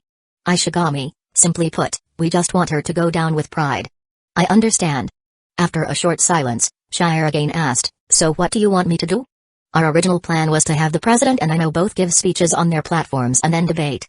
But Ino can barely get a word out in front of an audience. Her speech skills were a disaster. Faced with a room full of students, she could barely read her script in a whisper, stumbling all the way through. Shirogane and even Kaguya, who did the support speech, could speak fluently without notes in a full auditorium. The difference was obvious, even without hearing their platforms. To be honest, I'm not really in favor of this plan, President. Not sabotaging a rival is already the biggest concession I'm willing to make. Helping her actively just weakens your side. Rinji said. But since Ishigami asked, I figured I'd consult with you. You don't need to ask. Shirogane smiled. I approve. Do your best to help a fellow student. Whether or not they were rivals, if a fellow student needed help, Shirogane would lend a hand. I knew you'd say that. Rinji let out a relieved smile. Guess I'm just not cut out to be president after all. So, do you have a method in mind? Ino's case is special. I'd never do anything to harm you in the name of helping a student, so I have to rule out most of my usual tactics. That said, there is still one method I can try. But it needs field testing. Then go for it. Just don't cause too much chaos. Remembering Rinji's stunt with a flashbang not long ago, Shire again warned him lightly. Don't worry. But maybe you should worry more about yourself. Rinji said with a grin. If I really get serious, your votes might just end up in Ino's pocket. With you guys backing me, I'm not worried. Rinji and Shire again exchanged a grin. It's kind of refreshing, isn't it? Our first time standing on opposite sides. Yeah. Definitely something new. The day before the official speeches, Rinji shifted from Shire again's supporter to Ino's. He didn't intend to help her win. Just to get her ideals across to the school. And that wasn't hard for him, he already had a plan. He and Ishigami left the clubroom, not saying a word on the way out. Only when they reached a quiet hallway did Ishigami step in front of Rinji to stop him. Rinji, there's something I've been wondering for a while. What? Ever since you said that to create a hero, you need a villain, something felt off. And? You're the villain, aren't you? Rinji met Ishigami's serious gaze, then nodded. Yeah. That's me. You bastard. You're gonna use that kind of tactic again, aren't you? Ishigami remembered how Rinji once put himself at odds with the whole class to help him. Any problem with that? A huge problem. Bam. For some reason, Ishigami seemed emotional. He slammed a palm against the wall behind Rinji. Looking him in the eye, his voice rose in frustration. You went against the whole class for me before. Now you're gonna go against the whole school? Why do you insist on being the villain? Because right now, it's the only method I can think of. That's my fault. I never should have asked you. Let's pretend this whole thing never happened. Ishigami bowed his head. He absolutely didn't want a repeat of last semester. He didn't want to see Rinji scorned by the entire school again, especially not because of something he'd asked him to do. Ishigami, you know me well enough. I'm not a good person. For someone like me, being rejected by everyone is normal. You. A villain like me getting rejected by society? That just means the world is still sane. That should be comforting. I'll never understand how your brain works. Trust me. I can handle this. Takuman-kun, was there something you needed from us today? After school, Rinji found Ino Maiko and Asaragi Kobachi, who were still preparing for the upcoming speech. Yeah. There's something I'd like to discuss. If you're here to talk me into quitting, then please leave. I really appreciate what you've done for me, but I won't back down on this. Rinji sat down across from them and said, Ino-san, have you considered this? A lot of your classmates hate you right now. Even if you don't become president, their hostility means they won't listen to your disciplinary efforts. Some may even act out just to spite you. That's called a rebellion response. So whether you win or not, it's not helping school order. Ino took Rinji's words seriously. Then what do you suggest we do? Rinji didn't look at her. His gaze turned to Asaragi. If you trust me, let me do the support speech instead. Chapter 249, I used to be a member of the disciplinary committee. You want to do the support speech? Ino thought she'd misheard. To her, this election was already full of difficulties. And now, on the day before the final campaign, Rinji suddenly told her he wanted to replace Asaragi for the support speech? That would be like scrapping the entire original plan. I know this must be difficult for you. Rinji said, but I've done my research. I know, you've been running for student council president since middle school, right? Starting from first year, and for 3 consecutive terms. You should know how it turned out. Recalling those defeats, Ino silently nodded. She had never once won. In fact, her results were always at the very bottom of the vote count. Her strict attitude toward school rules had earned her the resentment of many students, and as a result, she had practically no supporters. Worse still, students would mock her. Mock her for overestimating herself, for dreaming of becoming president after offending so many people. There were even coordinated efforts to disrupt her speeches. During her turn at the podium, students who disliked her would start booing or jeering. That's why she now had such a fear of public speaking. She couldn't perform in front of a crowd. Every time she stood before a full audience, she felt the weight of those hostile, mocking stares. Even if the people watching her didn't actually harbor such intentions. At your current state, if you run, you'll just repeat the past. That said, I really do admire your perseverance. How you keep going despite repeated failure. People shouldn't lose their will just because they've failed a few times. But, Rinji added, you haven't learned anything from your losses. As he spoke, he pulled out the support speech Asaragi had prepared. Asaragi-san, not to mention that you were nervous even just reading this draft. During the actual speech, you might freeze up. And the entire draft is basically just talking about how amazing Ino-san is. Is there something wrong with that? The problem is, just saying these things doesn't actually make the students feel it. Rinji looked at Asaragi through the thick lenses of her glasses. This isn't your first time doing a support speech for Ino, right? Think back. What were the students doing during your speeches? They were whispering to each other. In other words, they weren't listening at all. The speaker on stage was nervously reciting their lines, while the students in the audience did whatever they wanted. Zoning out, chatting, completely ignoring it. This was normal in high school settings, just like when a crowded auditorium listened to a principal's speech. No one really paid attention, they were all thinking, please finish so we can go back to class. A support speech is just as important as the candidate's own speech. If the message is delivered properly and accepted by the students, it can even turn the tide of the election. Well, that may be true, but I know Macho looked hesitant. Replacing Kobachi. She's been preparing for this support speech for a long time. Having her back out now is just. I'll step down, said Asaragi, raising her hand. Eh? Ino stared at her wide-eyed, stunned by how suddenly she had given up. How long I've been preparing doesn't matter. What's important is you, Maiko. We're doing this student council election because we want to do the right thing, right? That's true, but then logically, there's no issue.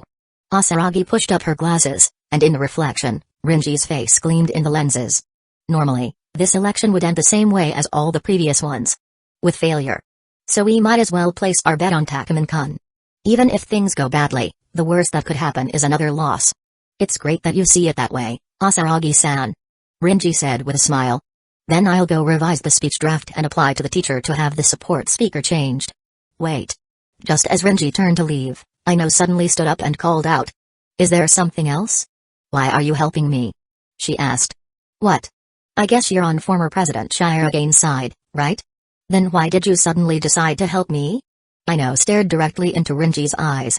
This question is really important to me. She wasn't doubting Rinji's intentions.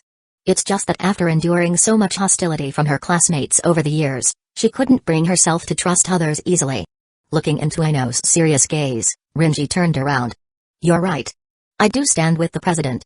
No matter the outcome, I still believe Shirogane Miyuki is the rightful president of Shuchin Academy. Then why? Because your goal in becoming president is to restore school discipline. Rinji replied, glancing back at her with a faint smile. And since I was once a disciplinary committee member too, isn't that reason enough? Yes. That's more than enough reason. Rinji walked out of the classroom, leaving the two girls behind. Ino sat back down and looked toward the door where he had left. I knew it. Rinji does agree with my ideals after all. I'm really glad I met him. Is that so? I feel like Rinji is hiding something. Asaragi said as she adjusted her glasses. Huh? What makes you say that? At the start of this election, he clearly said he didn't think you were fit to be president. Now, all of a sudden, he's on our side. That's not normal. Eh? Then. You mean Rinji's actually not helping us? That can't be. Calm down. I'm not saying that. On the contrary, I do think he genuinely wants to help us. If he didn't, he could have just ignored us. But instead, he's done all this. Talking with me, helping train you, offering to do the support speech. Then that proves Rinji is a good person. Ino said with a relieved smile. That's not what I meant. I'm talking about his purpose. I don't think he's doing all this just because he believes in your ideals. The change in his attitude is too drastic. After thinking for a moment, Asaragi said, I think someone asked him to help. Someone asked him? Who? I don't know. It's just a guess. Even she couldn't fully understand what Rinji was up to. Ino looked curious. So, what kind of person do you think Rinji is? From how he used to work as a disciplinary committee member, it's pretty clear. He's someone who's more willing than anyone to solve problems using extreme methods. Chapter 250, Opening Shockwave Friday. The day the student council election officially began. President, I heard Rinji is going to be Ino's support speaker. Shinomiya Kaguya's expression showed a bit of concern. Did something happen? But Shirogane just smiled. He wasn't worried at all. Actually, yesterday Ishigami and Rinji came to me. They said they wanted to help Ino as much as possible. I don't know much about her, but based on Ishigami's description, she's never been able to properly express her ideas during a campaign. So, Rinji wants to help Ino get her point across to the students? Exactly. I thought it was a great idea, so I agreed. But, you're really not worried? Kaguya still looked uneasy. She knew Rinji and Ino used to be part of the disciplinary committee together. They weren't exactly close friends, but they weren't strangers either. And if Rinji really wanted to help Ino win the presidency, he might actually succeed. Kaguya knew Rinji well, He was the type who never gave up until he achieved his goal. Even in the most unfavorable situations, he could turn things around. President, aren't you worried that Rinji might actually help Ino take your position? Not at all. Shirogane smiled. I believe in everyone in the student council. I believe in Rinji too. I see. Letting him support your rival just like that. President, you should worry more about yourself sometimes. Though she said that, Kaguya knew. This was exactly the kind of person Shirogane Miyuki was. Someone who helped others selflessly. That was also why she fell in love with him. In Shuchin's auditorium, the seats were neatly arranged. Hundreds of students were already seated, facing the empty stage. Teachers sat along the walls, watching the noisy crowd and waiting for the election speeches to begin. Other than the hardcore fans of the previous student council, most students didn't really care much about the election. The candidates, Shirogane and Ino, waited backstage with their respective teams. Rinji stood with Ino and Kobachi and nodded toward Shirogane. Shirogane returned the nod. Just by looking at each other, the two understood. For now, we're opponents. But I'll ensure Shirogane still wins. Next, we'll begin with the speech from candidate Shirogane's side. After some opening remarks from the student host, the speeches began. Watch closely. Rinji said to Kobachi behind him. This is what a proper speech looks like. Kobachi nodded. She could already feel the pressure from Shirogane's side. It was the aura of people charging straight toward victory. When Kaguya heard the announcement, she dropped her serious expression and stepped gracefully onto the stage with a smile. Her presence alone silenced half the auditorium. She was a celebrity at Shuchin, and many students idolized this perfect lady. Seeing her walk out naturally drew everyone's attention. Taking advantage of the momentum, Kaguya gently touched the microphone. BC. The mic emitted a harsh buzz. That jarring sound pulled the rest of the students out of their daze. It was deliberate. She used the mic feedback to grab everyone's focus. Kaguya knew how to command the room. Hello, everyone. I am Shinomiya Kaguya, giving the support speech for candidate Shirogane Miyuki. She began in a soft, composed tone. The student council's funds come from donations by the Alumni Association. It's not play money. It's the hard-earned income of your parents, full of hope and expectations placed on all of you. She flipped open a pre-prepared PowerPoint. As you can see in this PPT, former President Shirogane did an excellent job managing this responsibility. To be president, actual accomplishments were crucial. And Shirogane had the track record to back it up. This election was never fair from the beginning. Aside from anything Kaguya and Rinji did behind the scenes, Shirogane was the only one with real achievements. He was the only one who had served as president before. And during his term, he excelled in every area. No one could criticize his performance. The only complaints came from the so-called pure students who looked down on Shirogane as an outsider. But the most vocal among them had already been expelled from Shuchin by Rinji. The rest were too weak to stir anything up. Kaguya continued. Moreover, Shirogane Miyuki served as acting president of the Dainippon Bank during summer vacation. A role acknowledged by society at large. This was another major reason why Shirogane was expected to win. None of the other candidates could even dream of matching that level of accomplishment. Watching the students' reactions, Kobachi realized just how wide the gap between them and Shirogane really was. It was a crushing difference on all fronts. Shirogane was just too dazzling. Neither she nor Ino could even hope to serve as his sidekick, let alone compete against him. We never even had the qualifications to stand beside him. As Kobachi said this, Rinji suddenly patted her on the shoulder. I am here to teach you how to deliver a speech, not wallow in self-pity. He said flatly. Just recognize the gap. Leave the speech to me. Kaguya finished her speech and stepped off the stage to a round of applause. Next, we welcome candidate Ino's support speaker. It's my turn. Rinji stepped forward. Ino, who had been hanging her head, suddenly reached out and grabbed his hand. Rinji. Do your best, okay? Yeah. As Rinji stepped onto the stage, he scanned the crowd. Sure enough, after the celebrity performance, the students had gone back to being inattentive. No one was looking at him. Step 1. Pull them back in. Rinji picked up the mic, took a deep breath, and shouted in front of the entire school, listen the hell up, you bunch of trash. Chapter 251, I'm going to socially kill you all. At that moment, just before the election speeches began, Ishigami had sought out Rinji. Rinji, can we talk about your strategy? In this situation, how exactly do you plan to help Ino? Haven't I already told you the method? You're going to play the villain, so Ino can become the hero who defeats you. I know that part. Ishigami looked more serious than usual.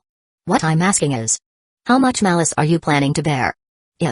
Are you worried about me? Of course I'm worried about you. This whole thing was my idea. If you're planning to go through with it by hurting yourself, then forget it.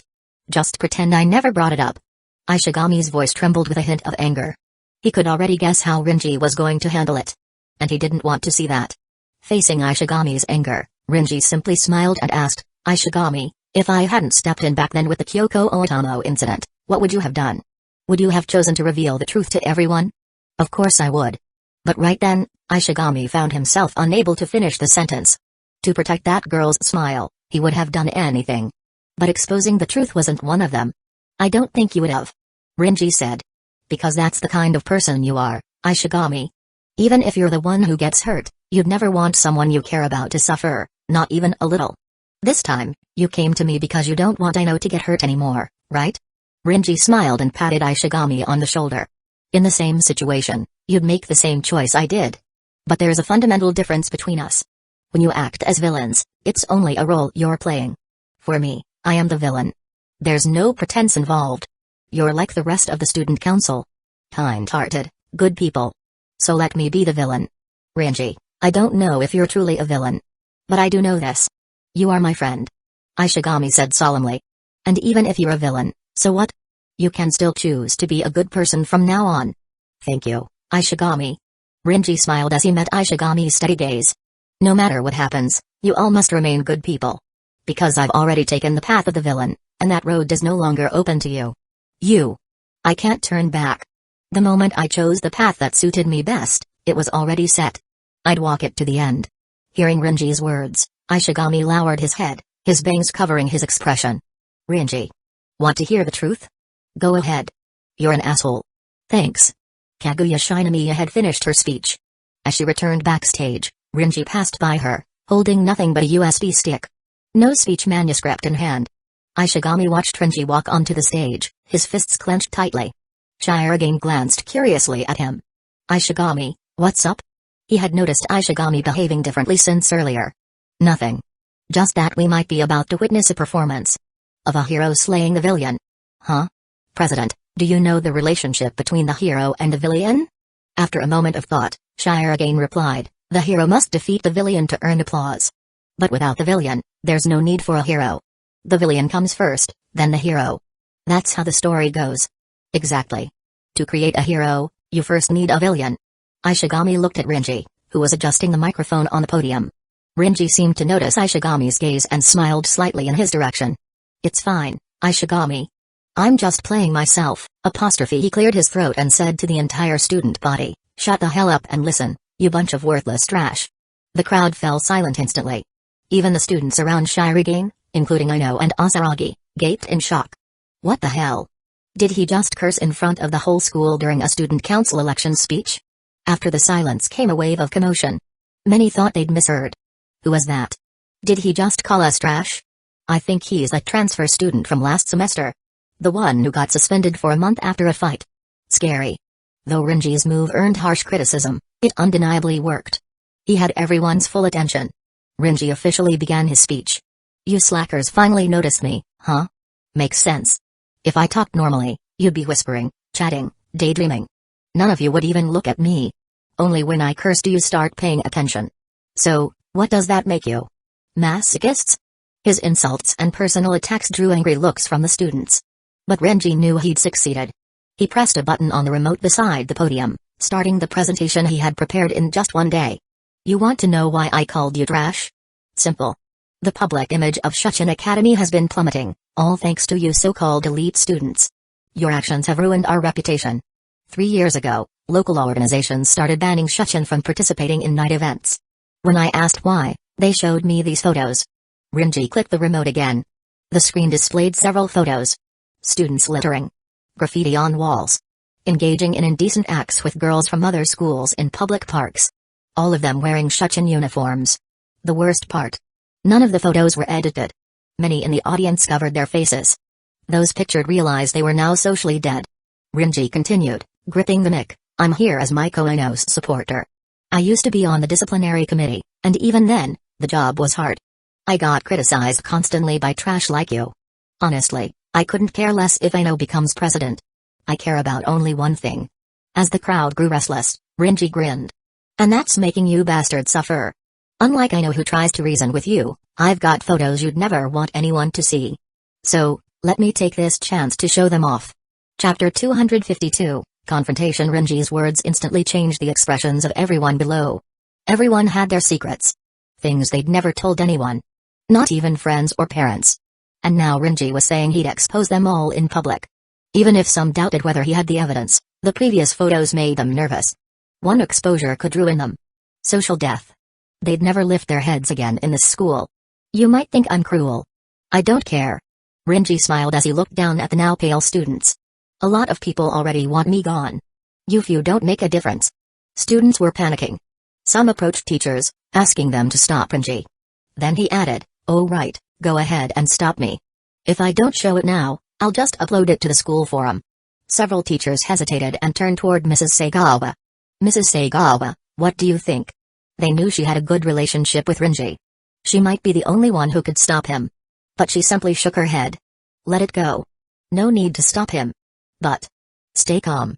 She had no intention of stopping Renji. She'd seen worse. To her, this was just child's play. Meanwhile, the people backstage looked dumbfounded at Renji. Eh? What's he doing? Fujiwara was clearly freaked out. Renji. What is he trying to achieve? Shirogane couldn't understand his actions. He never expected Renji to threaten students with their secrets. This is what I meant. Renji wants to become the villain, Ishigami said. Then he looked over to where Ino stood. To wait for the hero to appear. And at the end of his gaze, Asaragi was speechless with her mouth wide open. Has he gone mad? We have to stop him. Ino shouted. She ran toward the stage to drag him down. She truly appreciated Renji's help. But not this way. Renji's speech was reaching its climax. You think I'm doing this to make you vote for Ino? Wrong. I'm not forcing you. I just want you to suffer. He raised the remote. Let's start with student ID number 1. I'll show each of your dirt, one by one. You're all trash. Rule breakers with no self-control. If you can't be managed, then you don't deserve freedom. Shuchin students? You're just worthless mud that won't stick to the wall. You're full of crap. A loud voice cut through the tense air. Ino stormed onto the stage, furious. She regretted ever asking for Renji's help. Seeing her, Renji let slip a barely noticeable smile. Then quickly acted troubled. I know, it's not your turn yet. I'm not done. You are now. She snatched the remote from his hand and tossed it aside. The students collectively sighed in relief. Especially student number 1. Even if he hadn't done anything terrible, he feared Renji had taken embarrassing photos of him. What are you doing? What am I doing? Look at yourself. Ino yelled. Why did you choose to hurt students this way?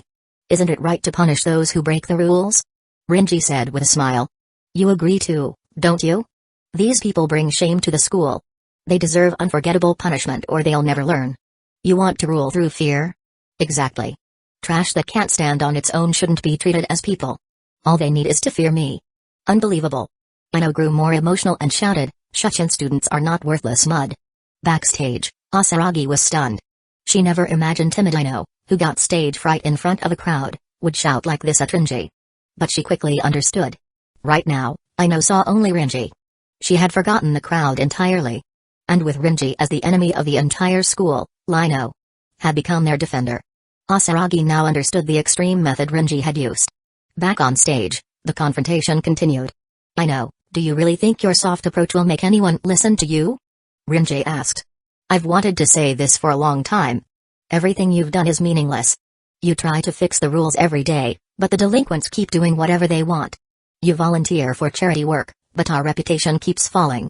It's all useless. Pointless effort. That's not true. Education is about guiding people. Using fear is wrong. Ino shouted. Shuchin students are not criminals. They don't deserve to be treated like that. Then how do you want to deal with those rotten students?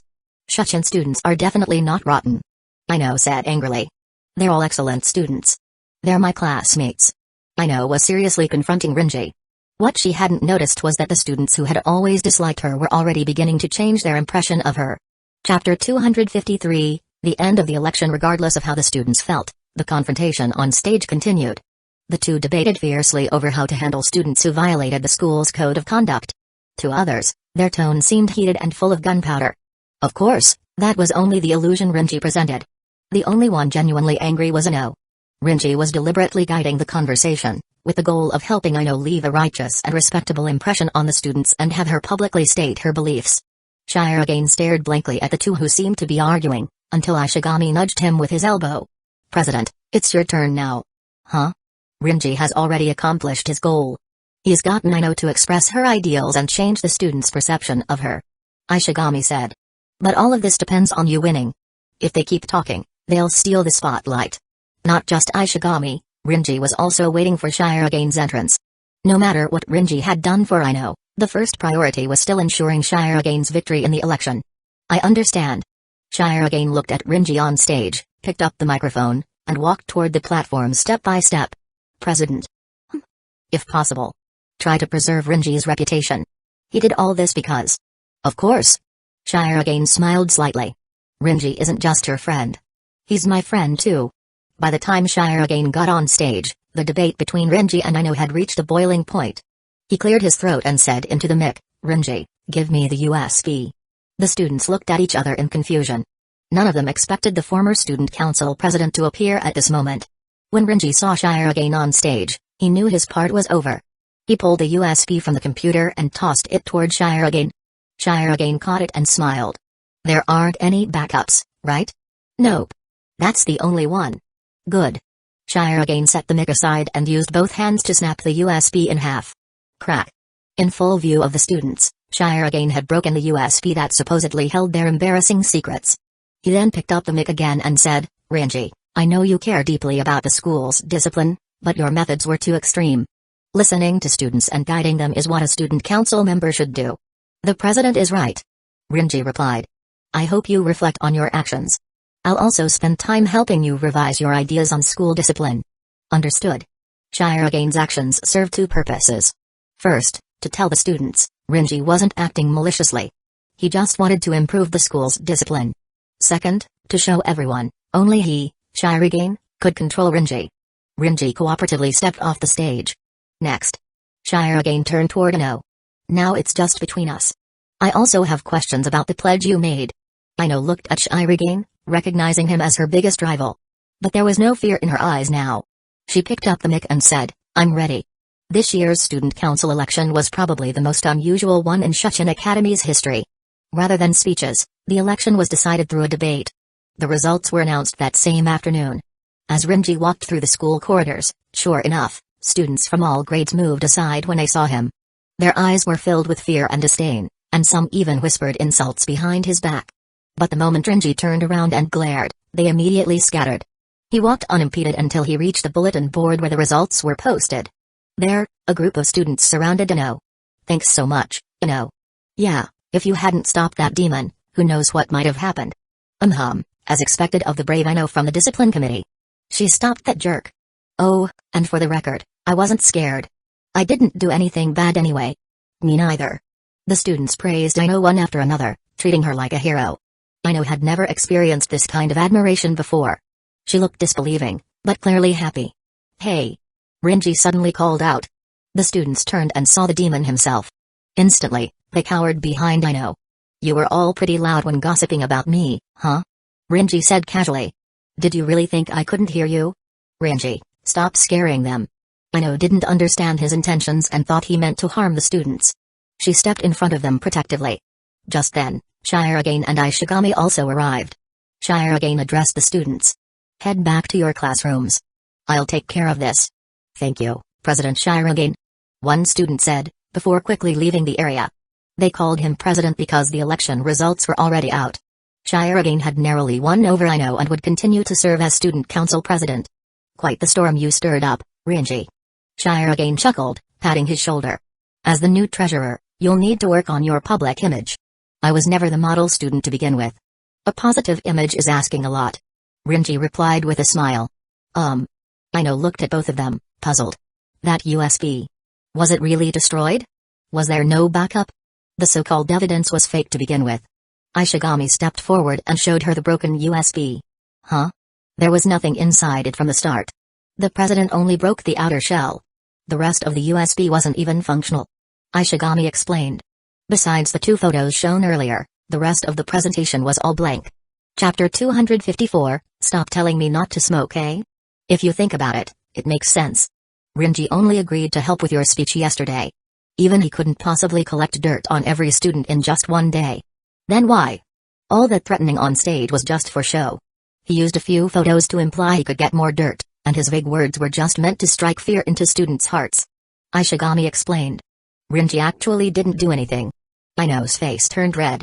Rinji hadn't done anything at all. Even if she hadn't stopped him, he couldn't have exposed anything. That meant rushing on stage had no real purpose. If you think it was pointless, then you're wrong. Rinji smiled. By stopping me, you proved how much you care about your classmates. More importantly, you successfully conveyed your ideals to them. That's true. Aino finally realized Rinji's intent. To help her boldly speak her beliefs on stage.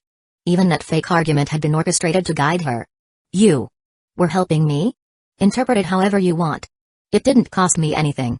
Plus, insulting those students was pretty satisfying. Rinji shrugged. Thank you. Aino sincerely thanked Rinji. Extreme though it was, Rinji had unquestionably helped her. I still have one more question. What is it? Aino hesitated slightly, then asked, if I hadn't stepped up to stop you, what would you have done? Then the president would have stopped me. And I would have thought you were just average. Rinji smiled. But you did stop me, so that makes you excellent. Excellent, huh? Hearing his praise, Aino blushed and accepted it shyly. Compliments from others had a strong impact on her. I know, you're really excellent. Rinji nodded. Although I still voted for the president. No. You're excellent, but I had to vote for someone even more excellent. I hope you can understand that. Aino puffed her cheeks and walked away without saying another word. After she left, Rinji turned to the board. Shire again had won the student council election by just 30 votes, securing a second term. You did it, President. Yeah. Another year of student council life ahead. Shire again smiled. Now that it's over, I finally feel like I can breathe again. Has the new student council been decided? It's still the usual members. I don't trust anyone else. Shire again replied, glancing in the direction Aino had left. But adding a few new faces isn't out of the question. I'm glad you agreed to run again this year. Rinji smiled too. But this is probably the last one, right?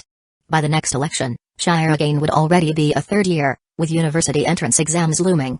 Which meant they only had one more year to work together. Rinji, you planning on running for the next president? Do I look like someone the students would vote for right now?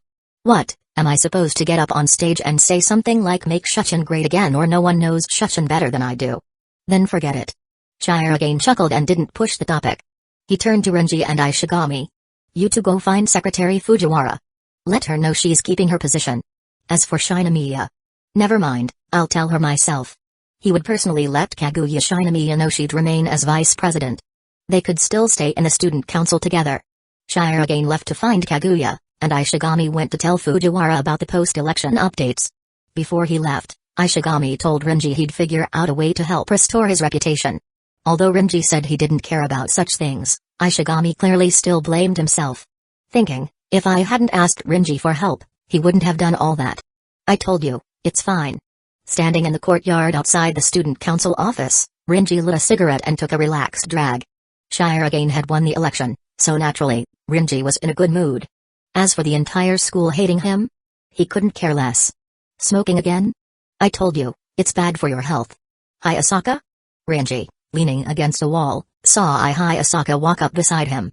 Don't keep nagging me about smoking. You sound just like my mom yelling at my dad. He could only sneak out of the house to smoke. Still, Rinji snuffed out his cigarette against the wall. You should keep your distance from me for now. People will start gossiping if they see you with the guy who threatened the whole school just this morning. I don't care. I never tried to act like a model student anyway.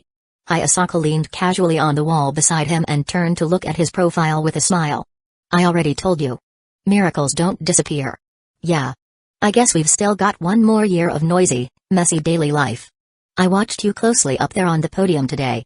The student sitting next to me was sweating bullets. I bet they all hate you now. Do you? I could never hate you. No matter what choices you make. Then that's good. Chapter 255, I still need a chairman. Saturday morning, the student council gathered to celebrate the successful election. Despite some hiccups, Shire again had secured another term. A good reason to celebrate. They met at the same family restaurant where they'd had a previous group meal. I've got another year of this ahead of me. Shire again said with a laugh. I think we'll need to expand the council. I know Macho is a solid candidate. She is. I worked with her before. She's serious and dependable. Definitely a good fit. Rinji didn't object to the idea of Aino joining. In fact, no one at the table did. After the election, Aino's popularity had grown. She was the girl who had stood up to Rinji, after all. Rinji, of course, was also popular. But for all the wrong reasons. Still, no one seemed to mind that he remained in the council. Because in the eyes of the students, the only one who could rein him in was Shirogane. Rinji-kun, you might want to start worrying about your own reputation. Fujiwara warned. Most of the school sees you as the enemy right now. Let them. Those useless clowns won't dare do anything to me anyway. He laughed. From the beginning, he had never cared what anyone thought. Well, for your own school life, you might want to fix that reputation. Fujiwara thought hard, then raised a finger as if she had a flash of inspiration. Oh. The school's Hoshinsai Cultural Festival is coming up, and we'll have our ensemble performance. That'll be the perfect chance to change people's impressions of you. Hoshinsai isn't for a few months. Ishigami said. We need to do something sooner to help fix Rinji's image. While Rinji himself wasn't worried, the rest of the student council certainly was. Especially Ishigami. So, I think you should take part in some group activities for now. Like what? Let me think.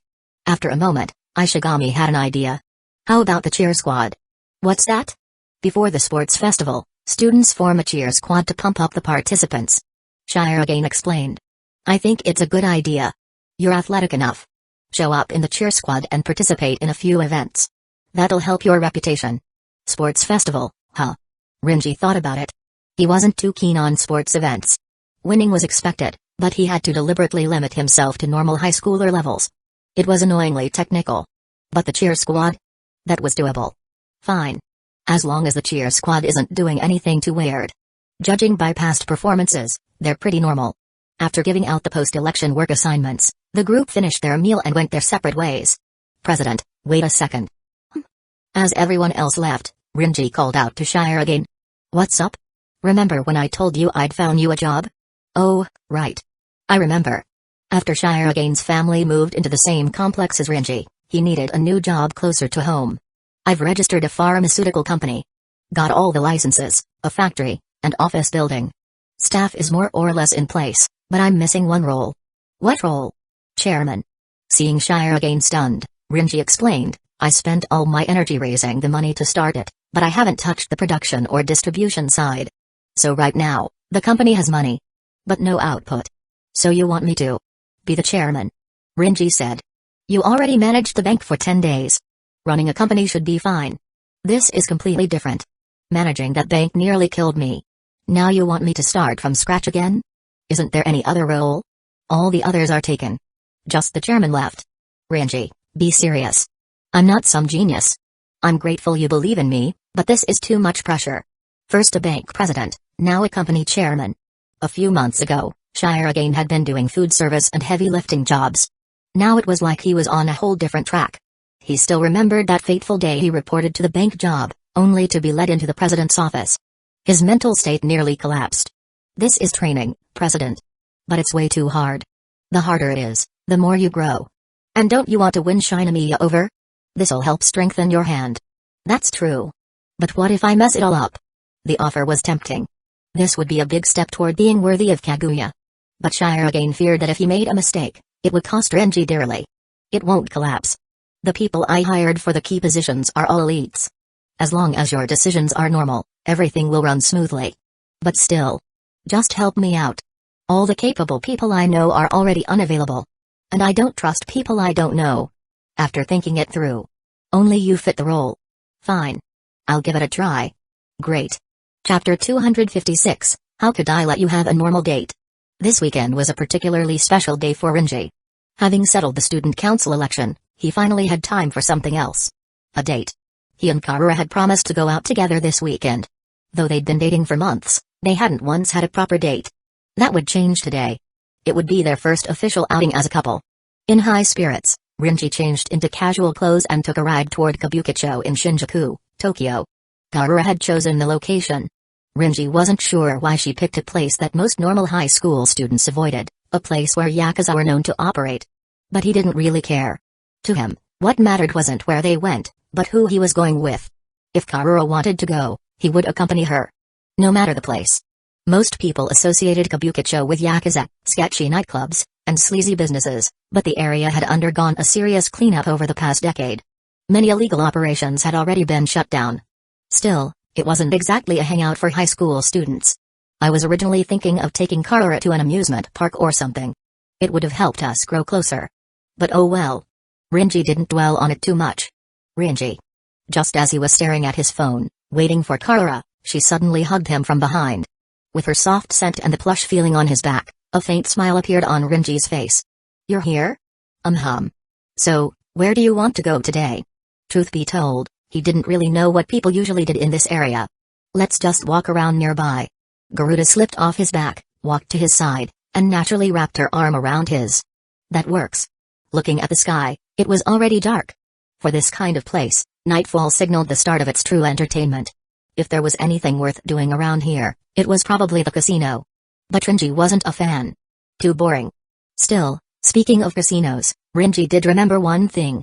Last semester, right before summer break, he'd visited a casino here and beat a woman. That woman still owed him tens of millions in US dollars. The exact amount? Rinji didn't remember anymore. Now that he had a company and huge sums of money, a few $1,000,000 meant nothing to him.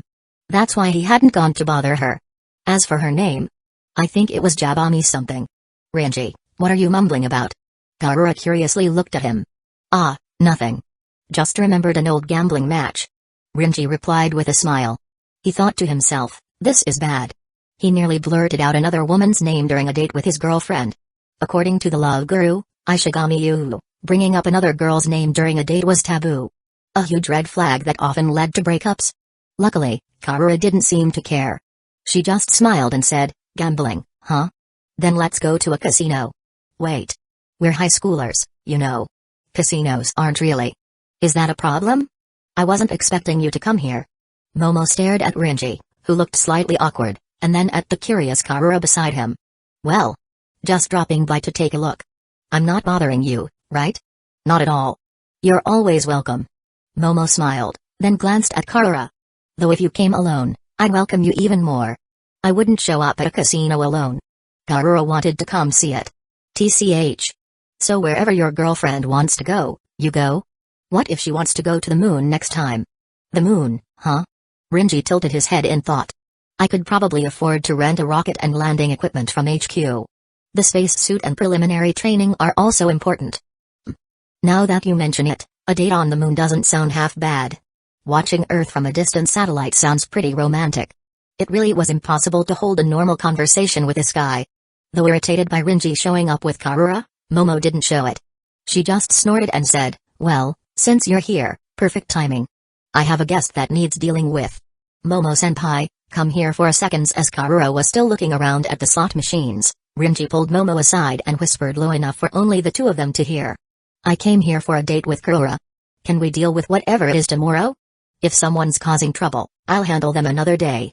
Just let me enjoy this rare date, alright? Like how I'd let you have a proper date. Momo thought.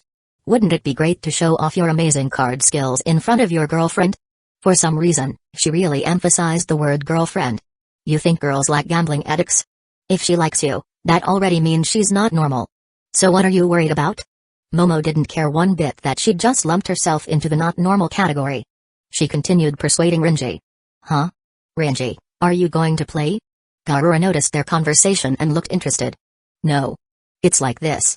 Momo jumped in quickly. I'm facing a little problem here and need your boyfriend's help. Karura looked a bit unsure. You're Rinji's friend? Of course I am. It was a simple question, yet it made Momo inexplicably uncomfortable. I see. Then Rinji, go help her. Helping friends is important. But it's our date. We've got plenty of time today. Karura smiled sweetly. What a good girl. Thinking that, Rinji looked at Momo. Lead the way. TCH. With a sour look, Momo led Rinji to a massive gambling table. The table was stacked with chips representing massive sums of money. The gamblers around it looked miserable. At the center of it all sat a girl. She looked about 17, wore twin braids, and had blue lipstick. She watched the desperate gamblers with a mocking smile, like they were mere toys. Do you people really allow minors in here? Rinji asked. Been a while since I've done a mass release, chapter 257, gambling dammit. One of the gamblers who had lost particularly badly slammed the table in rage and glared at the elegant girl sitting across from him. "What kind of tricks are you pulling?" "I'm simply playing a game of chance with you," the girl replied with a composed smile. "You must be cheating. There's no way you can win 10 rounds in a row. Anyone who loses 10 rounds straight is undoubtedly just a weakling," she replied, glancing at the enraged gambler with eyes full of disdain. "You bitch, you!" Driven half-mad after losing a huge amount of money, the gambler lunged forward to teach her a lesson. But at that moment, a hand tapped him on the shoulder. "Excuse me, sir, would you mind moving aside?" "Huh?" I said, "You've lost most of your money anyway," Renji said casually. "Why not let me have a turn?" "You. Whatever you've lost, I'll cover it. Be my guest." Hearing that, the furious gambler instantly gave up his seat. Renji sat down, pulled his hand out of his pocket, and slipped a ring onto his finger. He glanced briefly at the cards on the table and quickly figured out a situation. They were playing 5-card stud, and judging by the mountain of chips on the table, the woman had clearly been dominating the game. These chips were worth at least hundreds of millions of yen.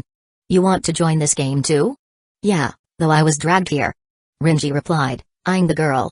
She looked about the same age as him, but there was a commanding aura about her. Something only people in power carried. Do all high schoolers enjoy gambling these days? I'd say it's more of a hobby of mine. The girl smiled and introduced herself. "My name is Kairari Momobami, president of the student council at Hayaka Private Academy." Hayaka Private Academy. This was the second time Renji had heard that name. The first time had been a few months ago, when he gambled in this very casino with someone named Jabami Yumiko. She had lost tens of millions of US dollars to him and still hadn't paid it back. Takeman Renji, student council treasurer at Shuchin Academy. "Ah, so you're a student council member as well?" "Yeah, but I'm from a proper student council. Yours, on the other hand, is from a school of degenerate gamblers." Worlds apart. Renji chuckled as he slid his cards toward the dealer. "Someone asked me to play you. But I'm short on time, so let's make this one round, winner takes all." "That's fine by me." Kairari didn't seem offended by Renji's provocations. Every gesture she made radiated a refined aristocratic air.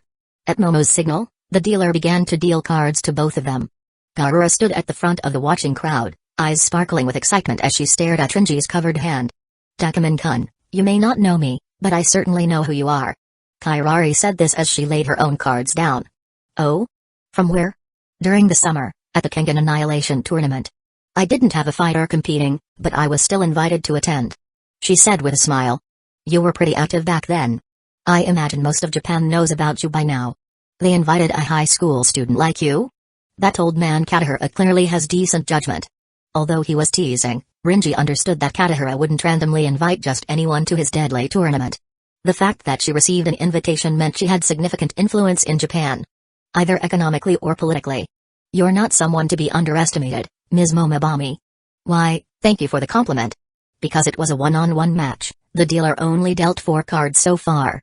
The first 2 cards were placed face down as whole cards. Only the second cards in each hand were face up. According to the rules, Renji had the 7 of spades showing, while Kairari had the 3 of hearts. That meant Renji had to bet first. "How much did you win?" 1.4 billion yen. "Then I'll bet 1.4 billion. "Hold on a second." Momo walked over to Renji and whispered, "Right now, she holds 60% of all the chips in the casino. I can't afford to give you 1.4 billion yen to gamble." "Then what now?" "I didn't bring any cash." Kairari overheard them. She smiled lightly and said, "You don't need to put up chips, Renji-kun. I know you once had assets in the trillions.